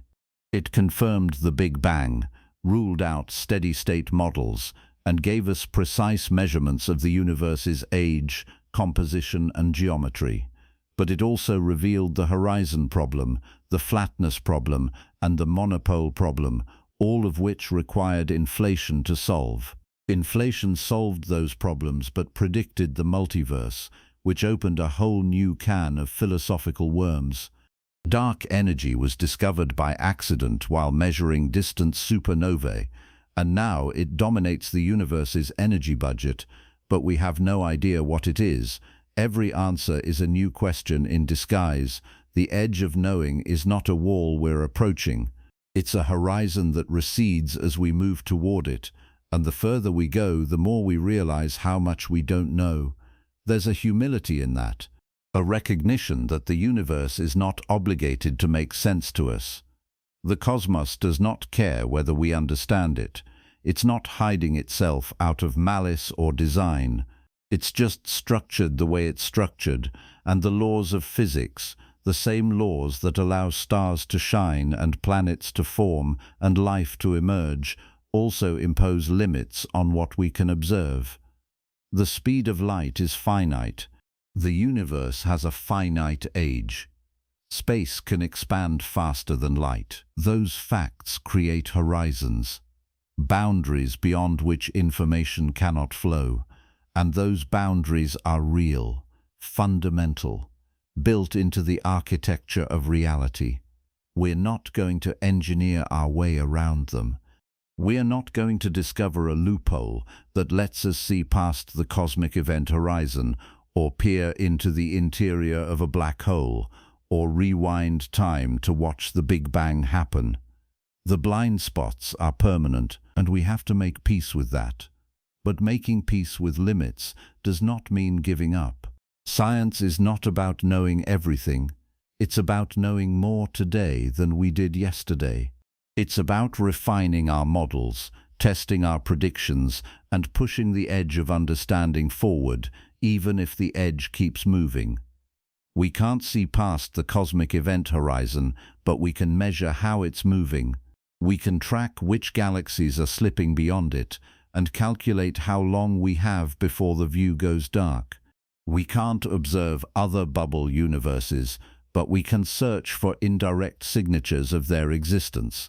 We can't probe the Planck scale directly, but we can build theories that make predictions at lower energies and test those. We can't rerun the Big Bang, but we can simulate it on supercomputers and see if the simulations match the structures we observe. Every one of those approaches is limited. None of them gives us perfect knowledge, but they give us better knowledge, more detailed, more accurate, more constrained, and that's what science does. It doesn't answer every question. It narrows the space of possible answers until the remaining options are fewer, clearer, and more testable. The philosophical implications of living in a universe that hides most of itself are uncomfortable. If the cosmos is infinite, the observable universe is an infinitely small sample. If the multiverse is real, our bubble is one outcome among infinitely many. The properties we measure, The constants we take for granted might be environmental accidents, no more fundamental than the temperature of Earth's atmosphere or the chemical composition of its oceans. The universe is not fine-tuned for life. Life emerged in a universe where the constants happened to allow it, and that universe is not special. It's just the one we're in because we couldn't be anywhere else. The anthropic principle works as an explanation, but it's unsatisfying. It says we're here because we're here. It doesn't tell us why the multiverse exists, or why inflation happened, or why the laws of physics are the way they are. It just says we couldn't observe any other outcome. That's not an answer. It's a selection effect. Some people find that depressing. The idea that we're an accident, a random fluctuation in an inflaton field that happened to land in a habitable bubble, that the universe we see is a tiny, possibly unrepresentative sample of a vastly larger reality we can never access. It feels like a cosmic demotion. We used to think Earth was the center of the universe. Then we learned we're on a planet orbiting a star. Then we learned that star is one of hundreds of billions in a galaxy. Then we learned that galaxy is one of trillions in the observable universe. And now we're learning the observable universe might be one bubble in an infinite multiverse. At each step we got smaller, less central, less significant. The Copernican principle taken to its logical extreme. We're not special. We're not even typical. We're just here. But there's another way to look at it. The fact that we're here at all, that we emerged from a universe that started as a hot, dense, expanding fireball, and over 13.8 billion years assembled galaxies and stars and planets and chemistry and life and consciousness, that's extraordinary. The universe did not have to allow complexity. Most configurations of physical constants don't. Change the strength of gravity by a few % and stars don't form. Change the mass of the electron and chemistry doesn't work. Change the cosmological constant and space expands so fast that galaxies never assemble. The parameter space for a habitable universe is narrow. The fact that we exist means we're in one of the rare regions where the parameters landed in the right range. That's not depressing, that's remarkable. We're the universe looking at itself, trying to understand where it came from and where it's going. We're matter that became aware, atoms that started asking questions. The cosmos does not care, but we do, and that makes all the difference. The edge of knowing is where science meets mystery. Not the kind of mystery that gets solved with better data, though some of it might. The kind of mystery that might be permanent, the kind that forces us to accept that there are questions we can frame precisely but might never answer. Why is there something rather than nothing? Why do the laws of physics have the form they do? Why did inflation happen? What came before the Big Bang, if anything? What's inside a black hole singularity? Are there other universes, and if so, can we ever know? Some of those questions might have answers, some of them might not. And learning which is part of the process. Science does not promise complete knowledge. It promises better questions. The observable universe is not the universe. It's the part we can see. The cosmic event horizon is not the edge of space. It's the edge of what can affect us. The multiverse, if it exists, is not the end of the story. It's a framework that might explain why our universe has the properties it does, and the permanent blind spots, the regions sealed off by horizons and singularities and the limits of our theories, are not failures of science, they're features of reality. The universe is bigger than we are, older, more complex, and it's structured in a way that guarantees we'll never see all of it. Most of what exists, if the models are correct, is invisible, inaccessible, sealed off behind boundaries we can describe mathematically but never cross physically. And we have to live with that. We have to do science knowing that the full picture is out of reach, that the answers we find are partial, provisional, always subject to revision as new data comes in, that the edge of knowing is not a destination, it's a process, a journey that doesn't end, because every time we think we've mapped the territory, the map reveals more territory beyond it, and we start again, measuring, calculating, theorizing, testing, refining, pushing forward, not because we'll ever finish, because moving forward is what we do. It's what makes us human. The universe gave us brains capable of asking why, and we can't stop asking even when the answers slip through our fingers. We're standing at the edge of everything visible, staring into the dark, knowing that most of reality is hidden on the other side. And we're still looking, still measuring, still hoping that one more observation, one more experiment, one more brilliant insight will push the edge a little further. Because the edge of knowing is not a wall, it's a horizon, and horizons, by definition, move when you move. The universe is vast, mostly invisible, structured to hide itself. And we're here, in one tiny bubble, in one brief moment of cosmic time, trying to understand it anyway. That's the story. That's the edge, and that's where we are. You are standing on a rock. That rock is orbiting a star. That star is one of 400 billion in a galaxy. That galaxy is one of 2 trillion in a bubble. And that bubble, the observable universe, the 46.5 billion light-year sphere containing everything you've ever seen or ever will see, is probably one outcome in an infinite ensemble of bubbles, most of them empty, most of them sterile, most of them sealed off behind horizons that expand faster than light can cross them. The universe you know is a sample, a thumbnail, a single frame pulled from a movie with infinite runtime, and you're trying to reverse engineer the plot from that one frame. This should feel impossible. And in some ways it is. Most of reality, if the models are correct, is hidden. Not hidden behind dust or distance or technological limits. Hidden behind the structure of space-time itself. Behind event horizons that grow as the cosmos ages.